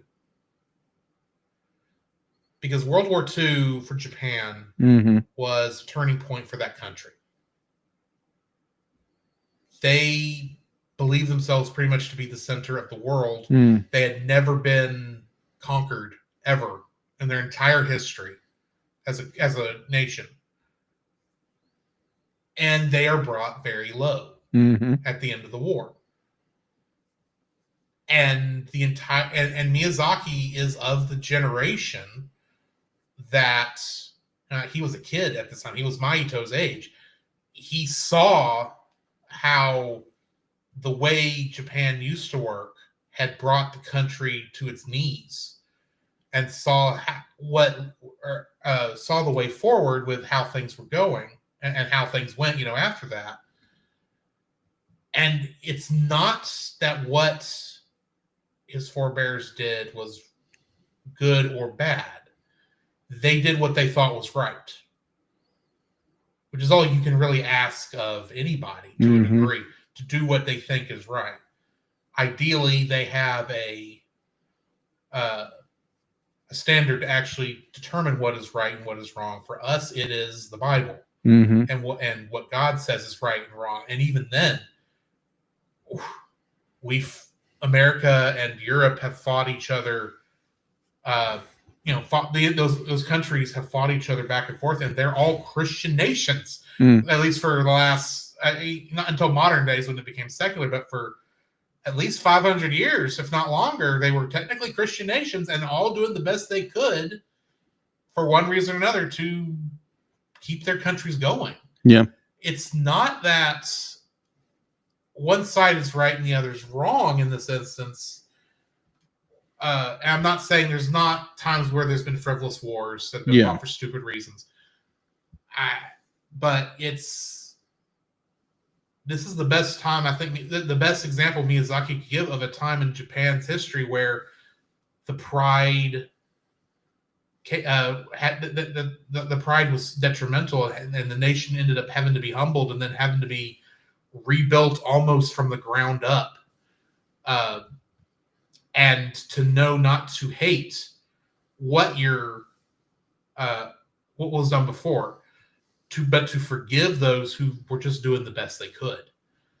I think that's what a lot of this is going on, because obviously what the pelicans in this were doing were bad when they were eating the wara, but they did the best they could, and Maito honored the pelican by giving him at least a proper burial. Yeah, it's the best he could do for the guy. And I think that's the turning point for Maito throughout this film, because before that, I think he was still angry at his dad, angry at his mom for leaving, even though it wasn't really her. It wasn't her fault, and he knew that. But I mean, when you lose somebody like that, you tend to get angry at them too for leaving you. Yeah, I can imagine. It's just how it goes. I've not exactly been in that situation outside of pets, but except for one, my grandpa. But you do get, not angry, but frustrated. And he's angry at everyone throughout this film, but it's not until that moment when he's dealing with that pelican and decides to bury it, to give it a burial, that it really feels like he's starting to forgive.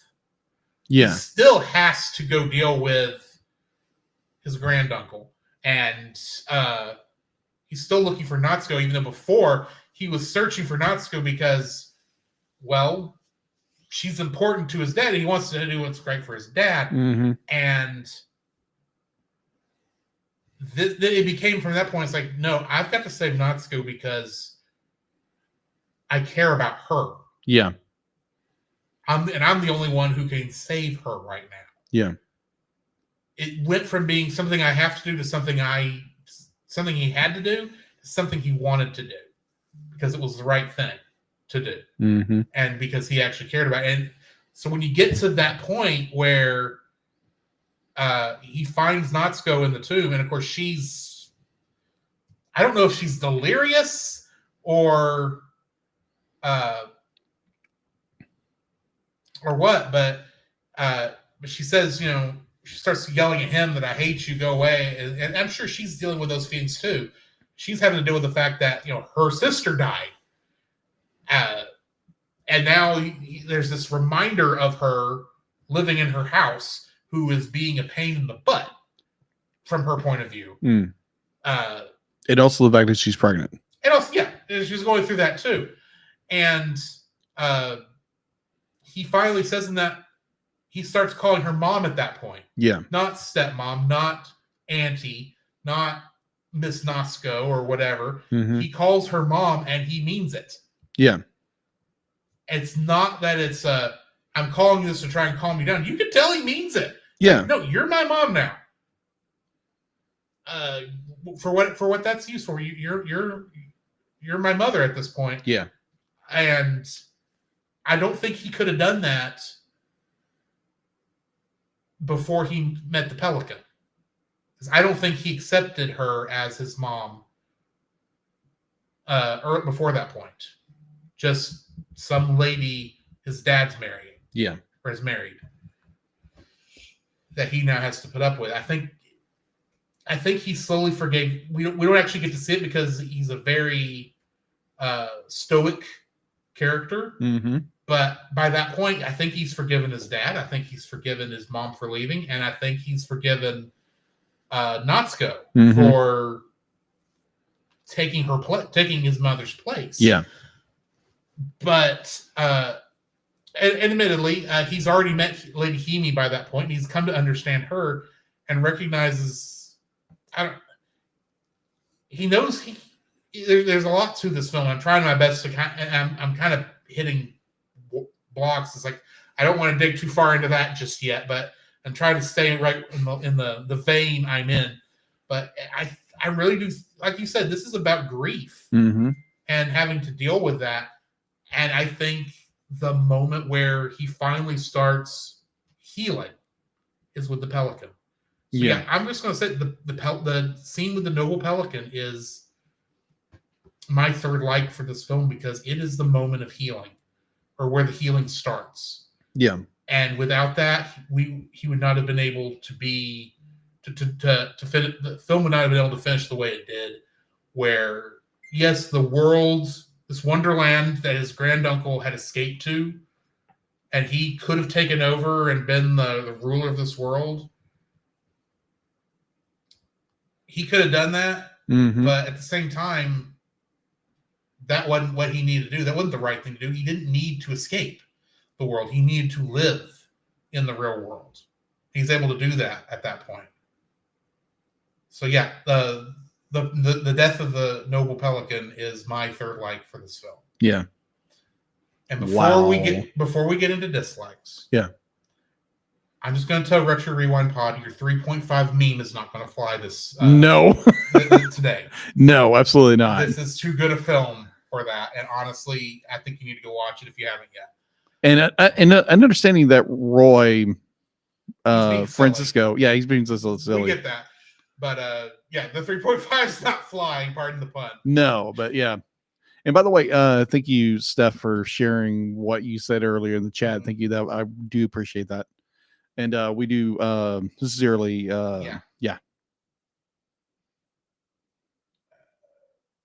But yeah. Yeah. Thank you. Thank you for sharing that. And yes, Paul, my shirt does say row, row, row your right.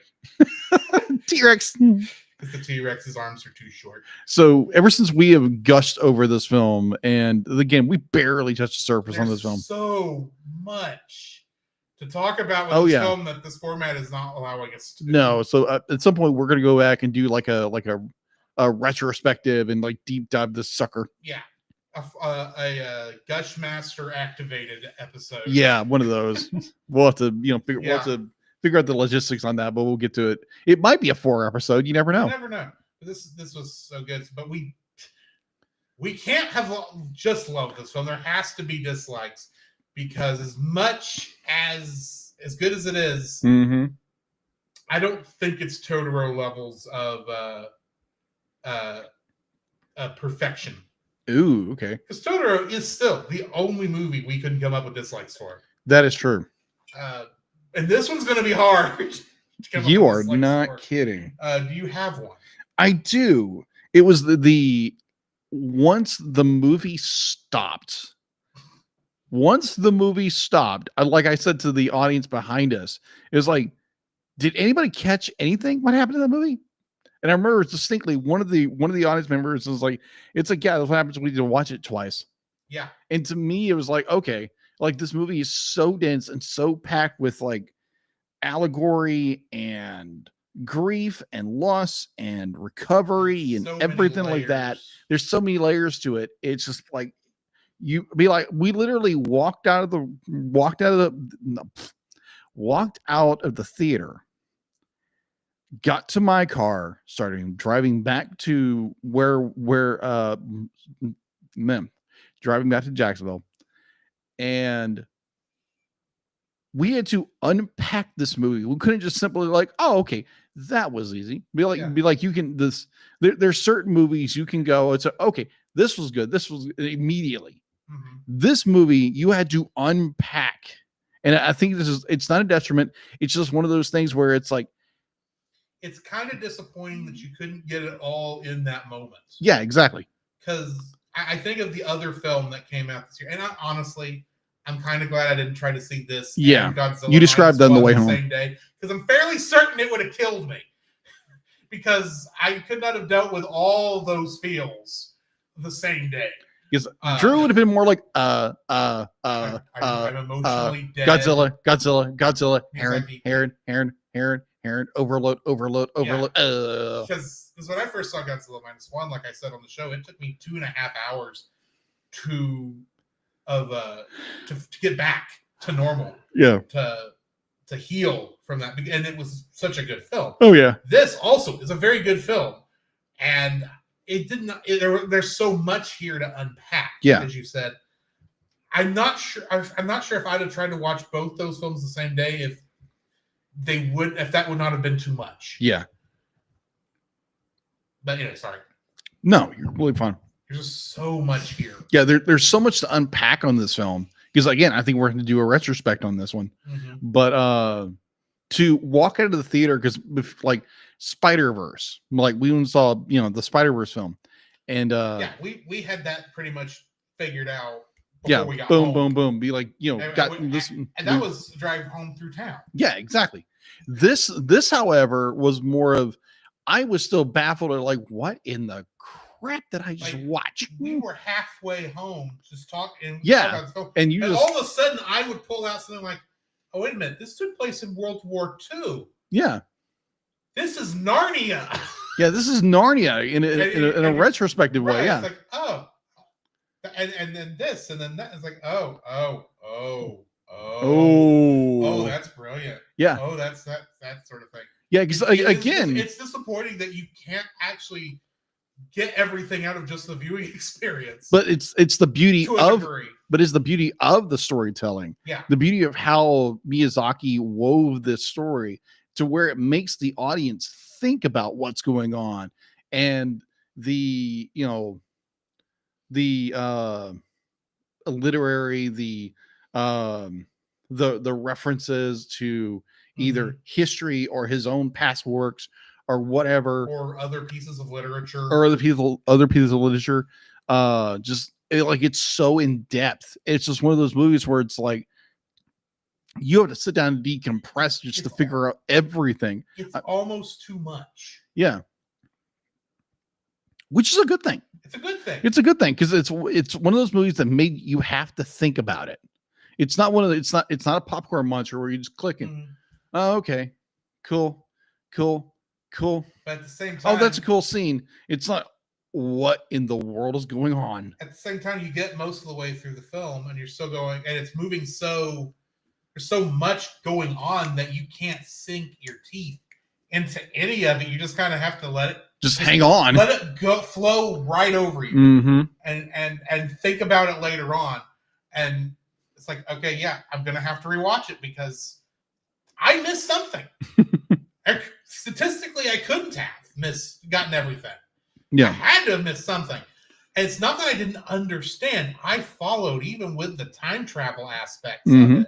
Because there is a little bit of wibbly wobbly timey-wimey because this is his mother. Lady Hime is his mother as his mother was a child. Yes. When she left that world at the end of the film, she goes back to when she showed back up. Back when she was still, a kid, and later goes on and marries his dad and has him. And it's those memories that because of that, he's able to then come back in time. And you're sitting there going, well, then why is Granduncle old? Because he should be a young man too, except he's not. And it's like,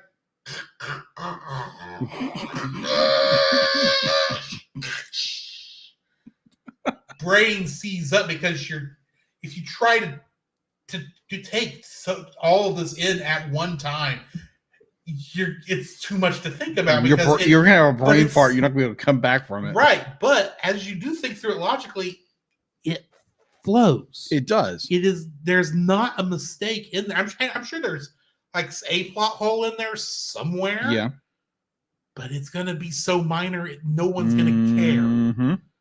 You overanalyze it, yeah, I'm sure you will find something. But it's just done so well. Agreed. It's like, now maybe later on, I get 3 or 4 viewings under my belt of this film. 3 or 4 more viewings of the movie under my belt. And I'll go, okay, yeah, this wasn't as good as this. This could have been done better. There's many things that were done in the other films that were better than this one. Blah, blah, blah, blah, blah. Or maybe I am like Francisco, who I'm sure hated the film because Maito was being disobedient. Because I'm 90% certain that's why Retro Hate has said he does not like the film. That may not be it, but I'm assuming that doesn't help at the very least. I'm just going off what has been going on in chat. But frankly, I don't care because he's a human being who's doing the best he can. And yeah, he was disobedient, but who among us was not disobedient as a kid? That is true. Especially when you're grieving. Yes. I don't know if you actually finished your first like, and I kind of jumped back in on it, but I'm just going to say my one and only dislike for this film, there is so much that I'm overwhelmed. Yeah, agreed. I'm just overwhelmed watching this film. To a degree, that's a good thing. Yeah, agreed. But at the same time, it does feel like I've been drinking from a fire hose. Yeah. I've missed a lot. And I'm going to and unlike with drinking from a fire hose, I can at least go back and watch it again and maybe get some more. And to a degree, that's a good thing too, because it means the rewatchability of this is going to be good, at least for a couple tries. And yeah, maybe at a certain point, I'm not going to like Maito because, I mean, he is a very stoic, very serious character. And I can see how that might grate on me later on, but there's just so much here. It's like the only thing it's like eating an elephant. The only thing you can do to get through it is to eat it one bite at a time. Poor elephant. And unfortunately for this elephant, I'm going to have to eat it multiple times to get everything. Because there's just so stinking much in this film. Oh, it is so good. Yeah, I agree. It'd be like, and to your point, the illustration you use of the fire hose. It's the idea to be like you're trying to take a drink, but it's from a fire hose and it's a full blast. So you're going to get knocked back. You try again, knock back. At some point, you're going to climatize to the pressure of it, able to get a little bit of what's going on. And you're going to have a greater understanding of it, but you may not be able to stand in the middle of it as it's being pressurized at you. But you're going to understand it. Yeah. Do you have any other dislikes? No, I could not think of anything because this movie is a gem. It is a beautiful, wonderful film. Well, admittedly, our dislikes were kind of backhanded likes, but yes, sometimes that's the best we can do. It's not like Totoro, where it was literally this film is just so happy. There's no way to hate it. Yeah. Because I think when you talk about Totoro, because Totoro is one of these films that it was all about, joy and happiness, the whole enchilada. This movie isn't. It's a reverse. Yeah. But I think the reason Totoro did not get any dislikes when we did that was just because there was nothing to dislike. Yeah, there was nothing to dislike. Yeah, there's stuff to dislike here. And the biggest thing is I can't keep up with it. And I'm going to have to try again. But... And I'm sure I can come up with more dislikes later on, but oh man. What are you rating this film? I'm curious what your rating is. You would do that to me. I would, yes. 9.5. Oh, okay. I was gonna give a 9 something. I was like, is it a 9.5? Is it a 9.0? I'm giving it a 9.5 because good night. This film is so freaking good. And I'm sure that it's so good. And there's so much that I'm fairly certain that something I don't like, I missed. And to give it the chance, I would say the benefit of the doubt, even though it's not really to the film's benefit. Yeah. But I'm giving it at least a knockback just in case there is something in a rewatch that I'll catch that I'm not going to like, and an event then will bug me from that point on. Probably. Because it's like, there's no way there's just so much. I'm not even sure I caught everything I liked about the film. Fair. So. In that same vein. I like what Artsy Steph here says. She says the fact that you have to give it a chance to be disliked. Very true. That's what it comes down to. Yes. You have to at least give the I have to give some negative critique towards a film that is darn near perfect. Mm-hmm. In that same vein, yes, I'm going to give it a 9.5. It is just a breathtaking masterpiece of a film that is so interwoven with its story and its lore and everything that I couldn't give any of that. Be like you give something a 10 because it's perfect when it comes to like a movie wise. Because nothing can be perfect, obviously. Yeah. Again, I mean, for me, it gets a 10 if I can't really think of anything they could have done better. Yeah. And again, I think how Artsy put it, it's more like it's the like you're trying your best to be critical towards the film, but there's nothing you can say at it because it's your first watch. Now, again, we could probably watch this 3 or 4 times and it's like, oh, okay, this is the problem here and here and here. I can do that with Back to the Future. Yeah. And I still absolutely adore the film. I can do that with Star Trek II Wrath of Khan and Star Trek VI Undiscovered Country. Fair. Absolutely love those films. Yeah. And nothing will ever take that away from me, but I watch it and go, oh yeah, I see what they did there. I see that mistake there. I see that being a reuse of the Enterprise D Warp Core set, and they didn't even remove the LCARS consoles from the 24th century for a 23rd century show. I see those things. Yeah. But that doesn't take away from my love of those films. Right. And I'm 90% certain whatever in a future watch through that I end up not liking. Yeah. It's not going to detract from why I like this film. No. Of course. Honestly, this is not a film I see myself flipping on at a later date. Yeah. Not saying I won't. I just don't see it happening. Yeah. Now, I'm curious, ever since we're going to do a ranking video in a way. At a later date. At a later date, I'm curious where this movie shall fall. I am curious too, because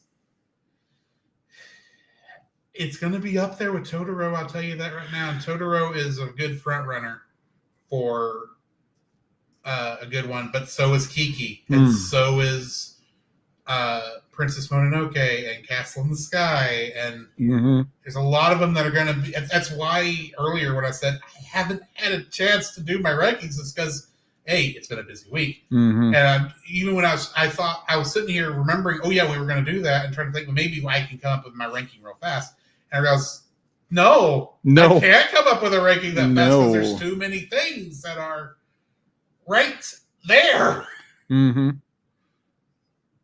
Give it a month or so, and then we'll come back to it. We'll come back to it. We'll come back to it. That being said, in 2 weeks. Thanks, Marchand.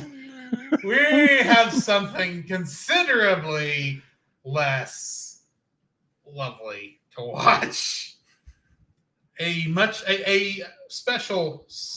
Christmas special so maligned that the creator of its franchise wishes nobody could see it, has done everything he can to make sure we can't see it, and has said that if he could, he would go out, find every copy, and burn it.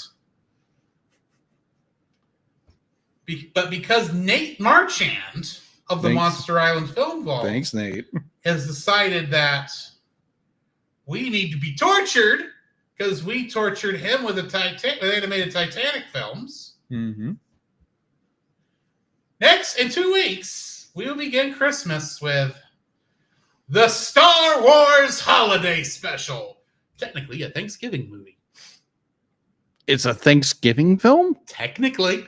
Wow. Because it came out, the anniversary was like this week. So Marchand will be joining us. And now, thankfully, we are not having to watch it raw. We are getting to watch the Riff Tracks version. Which I am now curious because I know Jacob doesn't watch Riff Tracks. No, I've never watched Riff Tracks. How you're going to react to the idea that there's just going to be people making fun of the film while you're watching it. How that will work for you. But we shall see. Join us for that in 2 weeks. In the meantime, thanks, Marchand. We got an intermission and we got some sponsors to read. Retro next week, in 2 weeks. 2 weeks. 3.5 will probably come up. Probably. and would be apropos. Yes. And yes, Baba, we do get the commercials with that, which is a good thing. Trust me. Trust me. But join us after the intermission and the bumper reads, and we'll talk about some Outlaw Star. Oy. This podcast is a proud member of Culture Box. Whether you enjoy geeky reviews, comedy, or original fiction, you can open up the Culture Box and find something excellent for your soul. Point your web browser to culturebox.media. This week, we suggest checking out The Rushmore Show. The Rushmore Show is the place for ranking the ultimate top 4 in sports, video games, nostalgia, movies, and so much more. Each week, Andy and Kirk spark engaging discussions and friendly debates, making The Rushmore Show your compass in the realm of pop culture rankings.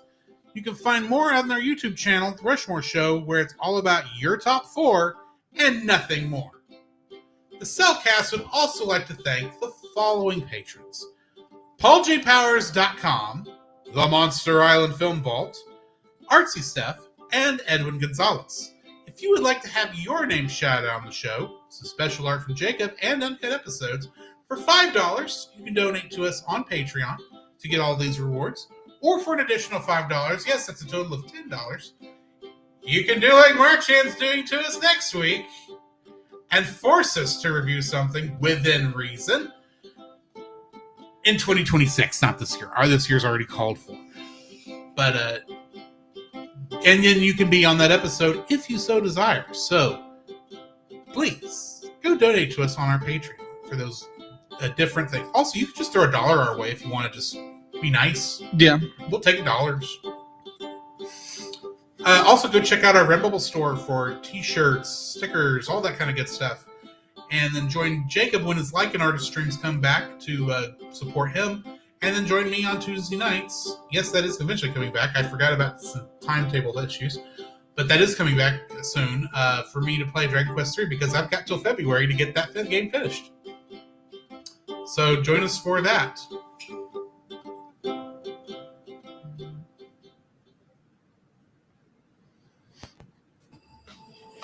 Welcome to the future. Transferring to autopilot mode. A place where good guys finish last. I'll make them wish they'd never been born. A quick draw is the best defense. A person, but I'm here to kill you.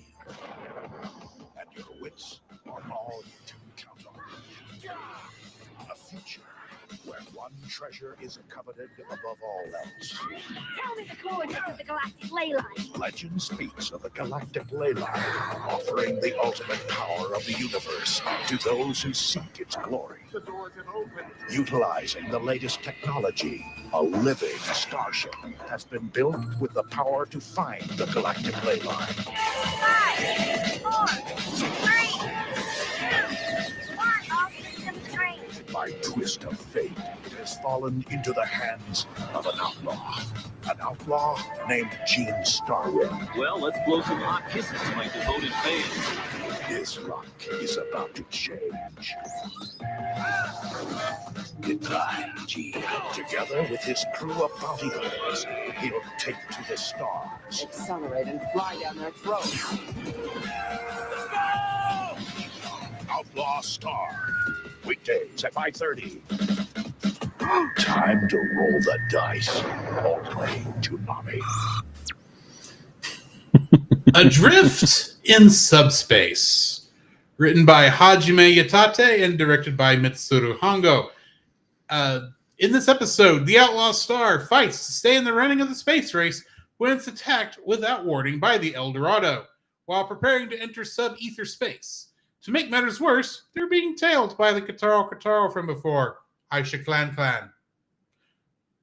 There is no new cast for this episode, and the only trivia I have is that this does finish the space race arc. Well, the space race is done by the end of the episode. Yes. This is an important episode. Not as important as the next one, but it is important for the story.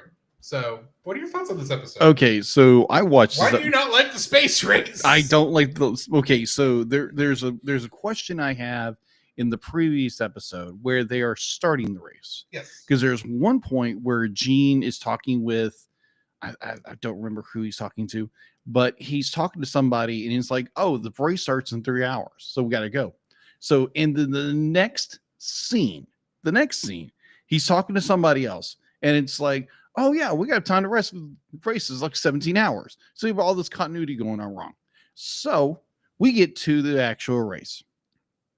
And of course, they're all starting at different paces. They have to launch at this and launch at this. And of course, Gene's being reckless. He's just gung-ho, gotta do this. And in this episode, he's able to get past the, what do they call it? He's able to get all the way back to No. At the very beginning of the episode where the last episode concludes.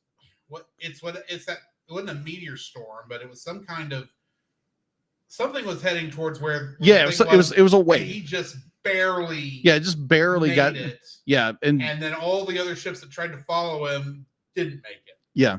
So obviously this is more, and obviously you somehow get Aisha Clan onto the ship, so she disguises herself as someone who's been adrift, and so you get this little thing, and then they get ambushed by the El Dorado when they're going to hyperdrive or whatever I want to call it. Are you saying it's more complicated how this race works than you'd prefer it? No. It's there's a bit of complication at the very end of this said race, is where they are knocked out of hyperspace. Yeah. And they are left adrift, and they're able to do this. They're able to ride this ether storm. That's what they call it, ether storm. Even though they're like, oh, it'll destroy all ships. And now in this episode, oh yeah, because Gene somehow can read now. Here's my main problem with this. Okay. So let me go on my rant. Okay. And then I will tell you where you're wrong. Okay. So we are, it's almost implied that Gene doesn't very have much of a general education. Am I right? It's not implied. Gene presents himself as basically a rough and tumble cowboy. Right. At the same time, if you remember, every time they do that flashback to his father in the ship that he was in before he got left in space, certainly his dad got killed by the El Dorado. Right. What is the line Kid Gene continues to say every time? I know how to operate everything on the ship. Because he's trying to show off to his dad. Yeah. How would he have done that? He probably read the manuals. Maybe. It's not that Gene is stupid. No, I'm not saying he's stupid. Right. I'm not saying that. It's not that he's illiterate. It's just he moves before he thinks a lot of times. Okay, that's fair. It's just there's a lot of it where it seems like he's a very illiterate, not stupid, just illiterate. He can't read. But then there's points where it's like, okay, but I know how to do this and this and this because I read the manual. I'm like, okay, that doesn't make any sense logically to me. So it's always kind of baffled me a little bit when it comes to Gene and doing all these fantastical things when he's never done it before. My assumption, my assumption is that it was really more of a skim, for one thing. He probably came across a line somewhere that said, oh, the specs of the hull of the ship would allow you to survive a ether storm. Yes. Or it may not have been exactly saying that, but it would be pretty much when Gene saw that, he put two and two together what he did know of ether storms, because it's very obvious that at least when he was with his dad, he actually learned a lot of stuff about space flight and about space itself. And so probably, and it's very much a prodigy. Yeah. For the sorts of things. But when he left, when his dad left him out in the escape pod, and he got rescued and landed on Sentinel-3, he had to grow up a lot at that point and fit in with the environment of Sentinel-3, which required him to be, this, bounty hunter that thinks before that acts before he thinks. That's kind of what was necessary there. And he's just now getting back to really what he used to love. you go right back to where, in the first couple episodes, and you even see some of it here when he goes through the spacewalk to go save the pilot. Yeah. That ended up being, Aisha Clan. Right. When he steps out of the Outlaw Star,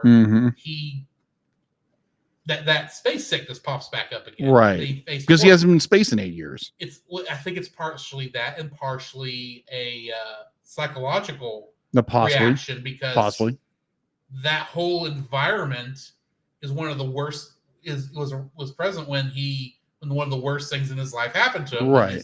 His dad got killed, and then his life got changed completely, and he went from possibly a very good to being very bad life at that point, or not pleasant at least. Yeah. So I think that's part of it, and I think Gene does put up a persona of being this, cocky, bad attitude guy. Guy who rides by the seat of his pants. But when he's by himself, I wouldn't be surprised if he's read that whole manual from cover to cover. Does he understand everything in the manual? Probably not. But he was able to glean enough from that to know, oh, this is what this ship is capable of. Now, why is he able to pilot the ship as well as he does? Why does he seem to have, plot armor to a degree? Why is there contrivance in this? He's the hero of the story, and he needs to survive. Oh, by the end of the show, they have to find the galactic ley line. Oh, agreed. So, I mean, I don't think it's anything worse than standard hero contrivance. Yeah, I do normally see, but I do agree. Admittedly, the space race is a very complicated storyline. Yes, because there's a lot of rules and a lot of stuff. Because it's a race, yes, but it's not a race like a track race or a race you would see in some other environment. Because it's going to take 17 hours, they said, to run the whole race. Yes. They have to take an hour when they get to one of the planets for repairs. They're required to. Yes. So, and a lot of the race is probably very boring to watch if you get right down to it, because it's a lot of you just going straight towards the thing and nothing's really happening until you get to, certain points, unless, they do attack each other, which under normal circumstances probably doesn't happen all that often. The stuff between the El Dorado and the Outlaw Star is, beside the point. So here's my question when it comes to when the El Dorado does attack the Outlaw Star, you be like this race as being very closely monitored. Be like they know what they're doing. Be like they're like there are ships out there, there are cameras out there watching everything, and you think for 3 seconds, okay, so you attacked another ship, another competitor in a race. Now, be like if you look at let me think. You look at NASCAR, you look at racing, what have you. Be like if you go and intentionally bump off another racer, be like you are going to get disqualified. So now, apparently in this story, there's no disqualification, apparently, if you attack another fellow competitor. First off, we are not told what the exact rules of this race are. No, we're not. This very well could be also similar to fighting in hockey, which is also technically against the rules, which is why the people who do the fighting in hockey end up in penalty boxes afterwards, right? Yes. But that doesn't stop the fighting from happening. That is true, but there's no penalty box for the El Dorado. But you could give them a couple penalty seconds. Penalty minutes. But that's never given. I direct you to another race in another movie. That admittedly may not be the best thing to compare it to, but it is at least taking its what it does from other older movies. This is just the first one that comes to my mind.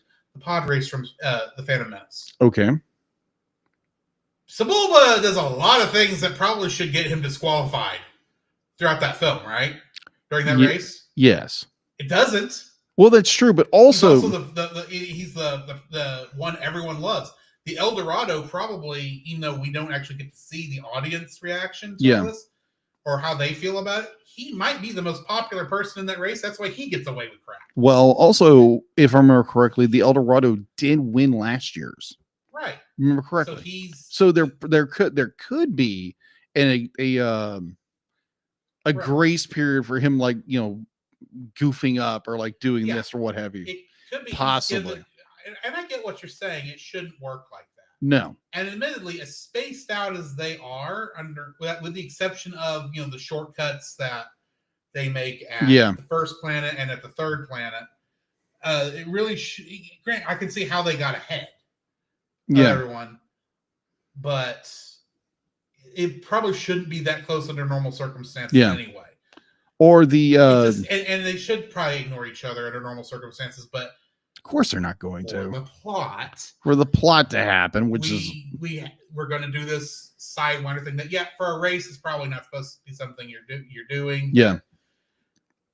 It's it doesn't bug me that much. Oh, okay. It does bother me because it'd be like if you're so for example, we get to the end of this race. And they somehow are able to ride this storm. Yeah, with solar sails. Yeah, with solar sails. Basically, it's solar sails, but except it's technically ether sails. Yeah, what have you. I can understand how they made that work with the engines and the shape they're in. Right. So I like that slide. But to me personally, be like if they would have given me like, oh, deploy this, and it would have made more sense instead of deploy the grappler arms. Oh, the things are going to get ripped off in the middle of the storm. Great idea, Gene. But so they're able to cut some time off, and the judge or the one of the what do you call it? If it's the official, he doesn't technically do that till next episode. Okay. So you're talking about the guy who asked where you got the ship from? No. Sorry. No. So the official that says, "Hey, you guys would be like, hey, you just came through that, blah blah blah." It's like, yeah. Gene says, "Hey, where are we?" By the way, be like, "Yeah, I think you're in first place."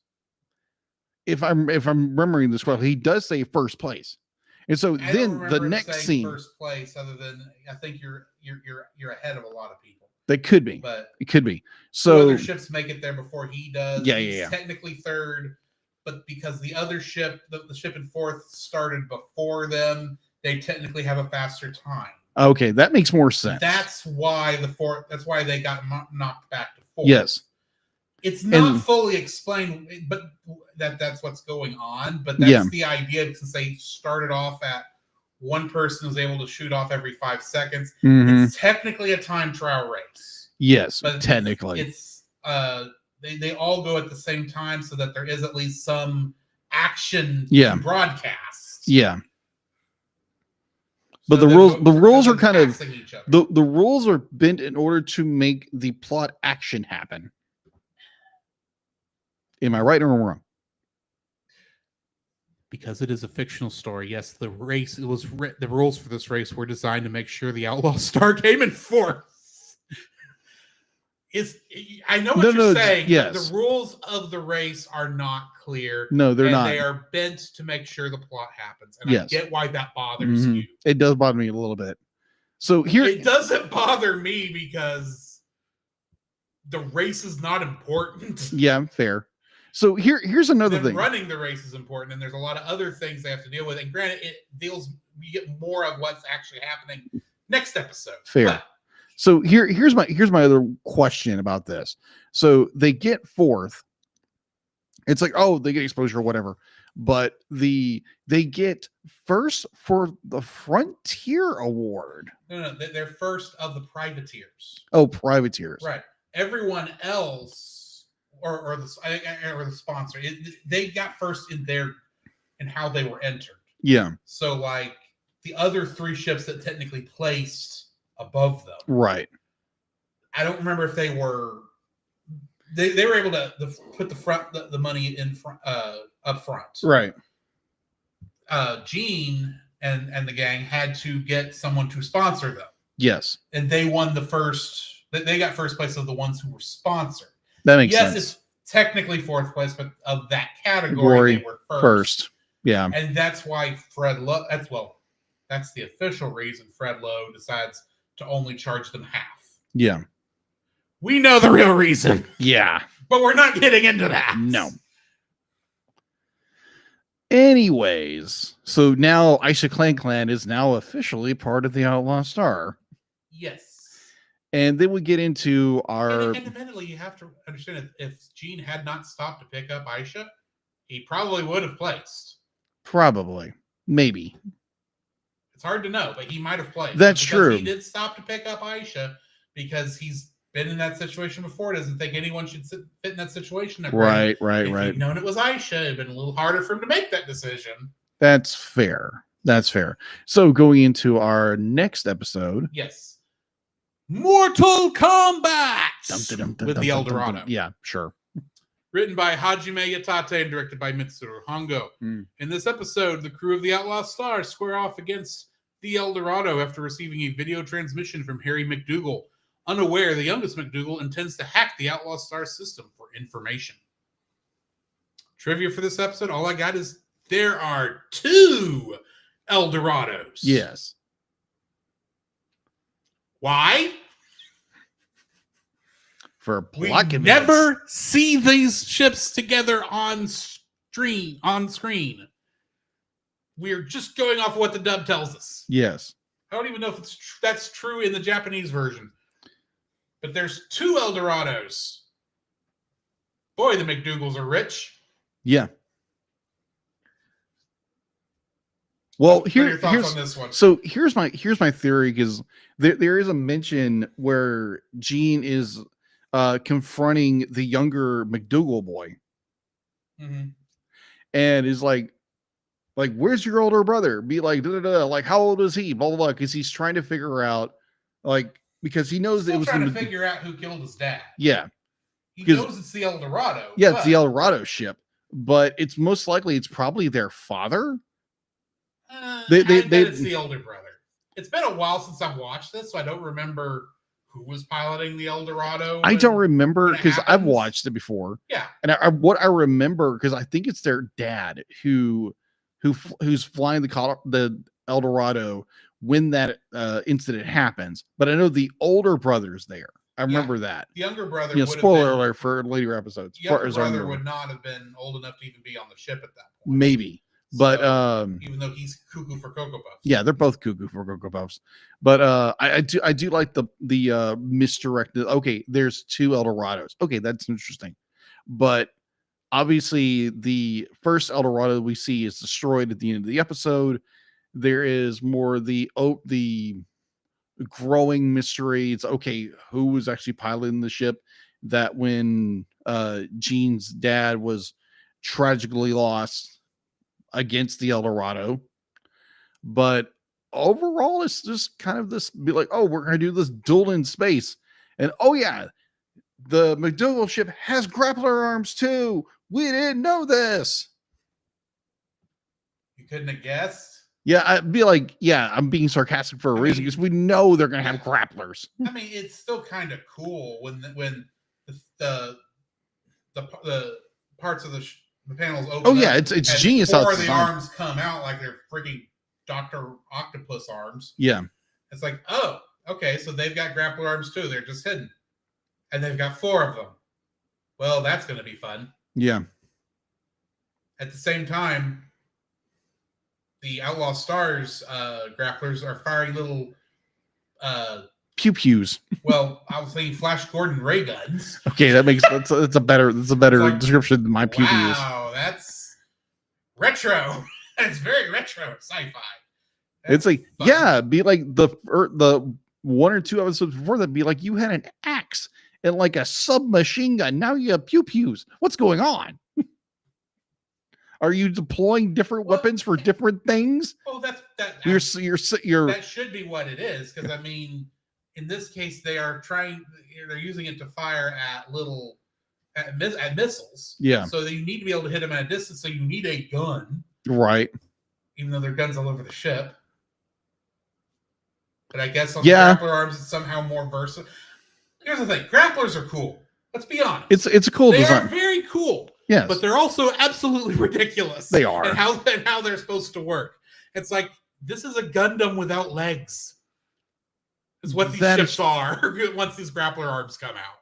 Yeah, because how this works is Gene pops a little eye device on him, and he's got the controller is like he's got 2 joysticks. Like he's joysticks, and he's using to control. He's doing this number like he's actually fighting them, and I'm like, okay, this is a little weird, but I get the concept. Me that's how he's doing it. Yeah, there is a little bit, but he's so worn out because of it. It's just like he's doing this number. It's like, is he actually having to move the arms? This is Gene Starwind we're talking about. The over dramatic guy. Very over dramatic. Yeah. So I'm fairly certain when he goes to fire, he's going, reaches all the way back and goes all the way forward. He goes. I'm not surprised. And it's like, and you know, Jim is up there going, "Come on, Gene, you're acting like a 5-year-old." Well, yeah, he is the 5-year-old in the pairing. Yeah, Gene never actually grew up. That's the problem. Yeah, that's Jim had to grow up too fast. Well, I think with Jim, because I like Jim better as a character because he's the brains of the outfit. He's mature, and he's the 11-year-old. Where Gene is like 18, 20 years old. I get what you're saying. Yeah. Basically, Gene Starwind is the Red Ranger, while Jim Hawking is the Blue Ranger. In Sentai mentality. Okay. Because the Red Ranger is always the happy-go-lucky, we're gonna win the day because we're the good guys, and da-da-da-da-da, while the Blue is going, if we think strategically, we might actually have a chance. Yeah, okay, that makes more sense, because I'm thinking Power Rangers, that doesn't really work. It doesn't work as much. Brainy versus Bronze. Blue Ranger's not always Brady, even in Power Rangers. But fair. I'm thinking Mighty Morphin, so there. Yeah. Anyway. Yeah. We do at least get another glance at what's his name? Khan. The guy whose last name is Khan. That was the race official for the race, but he obviously knows more about what's going on with the with the ship. And he's asking, where did you get that ship? And he's being really weird about it. Yeah. Like I'm watching going, you okay there, bud? Are you having a malfunction? Are you actually an android? Are you going cuckoo? Are you just is the little record inside skipping because the squirrel is it's got a scratch in it, jumping for the nut too many times?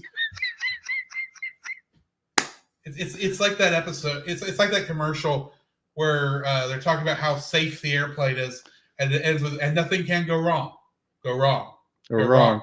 Go wrong. Yes. It's like that would be. I'm sitting there watching, going, I remember you're an important character in this story because you're instrumental in like the creation of the actual ship. But what is wrong with you?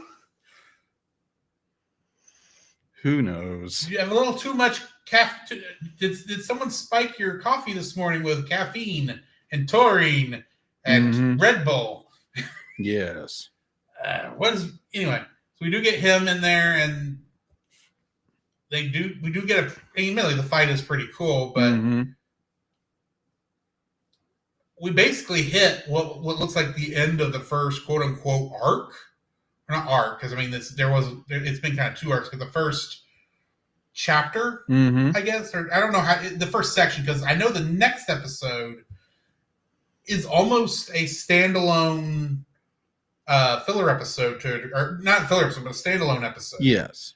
Which is just going off of what I saw in the preview, because it has been a while. Advanced Guard from Another World. And then the other episode is The Final Countdown. So, also, we should say that Twilight Suzuka did lose the bet. Yes, she did lose the bet. She did bet on the Outlaw Star. So why? Thank you for the loyalty, Suzuka. But yes. Shame. It's a shame. Mm-hmm. She seemed to have a good, relaxing vacation, though. Apparently. I had a bet. It was more like, okay, I'm going to be loyal to these guys, even though I have a very suspicious feeling they're not going to win. I'm going to just, it's not be like, oh yeah, I'm going to bet on Gene Starwin, and be like, well, I have loyalty to these people, so I'm going to bet on. I think she has more faith in Gene than she lets on. Otherwise, why would she still be hanging out with them? Nah, true. I think, though, that's going to be the end of this episode. Yes, I believe so. So next week, I already said that we're what the next 2 episodes are, and those compared with the Riff Track Star Wars Holiday Special is going to make for an interesting episode with Marchand. Yes, thank you, Marchand. Join us next week for that. But in the meantime, this has been Drew. This is Jacob. And we'll catch you in 2 weeks. In 2 weeks in the next frame. To follow Jacob and Drew's individual internet exploits, check out the Linktree links in the show notes. You can email us at thecellcastpodcast@gmail.com. Follow us on Twitter or X at @cast_cell. Follow our Facebook page, The Cellcast Podcast, and join our Facebook group, The Cell Nation, our YouTube channel, Cellcast, and our Rumble channel, The Cellcast Gaming. You can join us every Friday night at 7 p.m. Central for our live recordings of our episodes on Twitch, Facebook, YouTube, and Rumble. You can also join Drew on those same streaming channels on Tuesday nights at 8 p.m. Central for gaming streams. You can listen to our podcast on Apple Podcasts, Spotify, or anywhere else fine podcasts can be downloaded from. Please rate and review us where you found us. Our theme song is Drop and Roll by Silent Partner. Our bad movie theme is It's Party Time by Gregory Snegoff, with additional audio from the film Titanic: The Legend Goes On, and remember, that's Cell with a single L.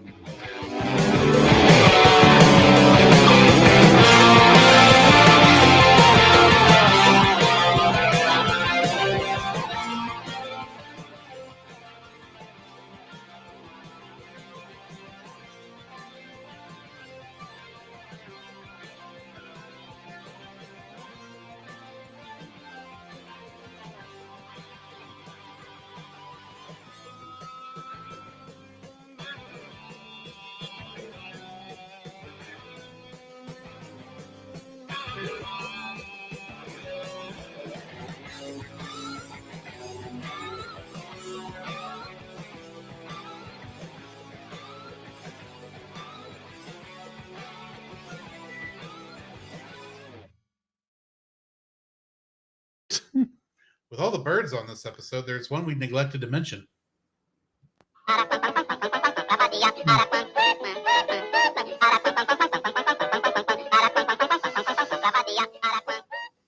I'm going cuckoo for Cocoa Puffs. That's the end of the episode. Yeah. Thank you guys so much for being part of the live chat, the live stream. Thank you so much. Thanks to Bobo, Steph, and who else was in here? Geek Devotions, Francisco, and PulgingPirates.com were the ones I noticed. Yes. Thank you guys so much. Oh, and my friend Joseph Hammer popped in for a minute, and so did my parents. Yes. Yeah. Thank you, everybody who showed up, and thank you for your ongoing support for our show. And again, if you want merch, please go to our Redbubble store. And again, like between moving and everything, releases has been a little bit behind, but we'll get there. We'll be catching back up real soon. Yes. Tonight we're going to be rating, surprise, Book of Gaming, because we haven't had a chance to rate anybody in a while, and he's here. So I'm going to let y'all rate him. Y'all have a good evening, guys, and catch y'all later. See you in 2 weeks. With Marchand. Thanks, Marchand. That'll give me time to work on a commission. Yay! Hang on, we're not off the air yet. I know. That's why I said that.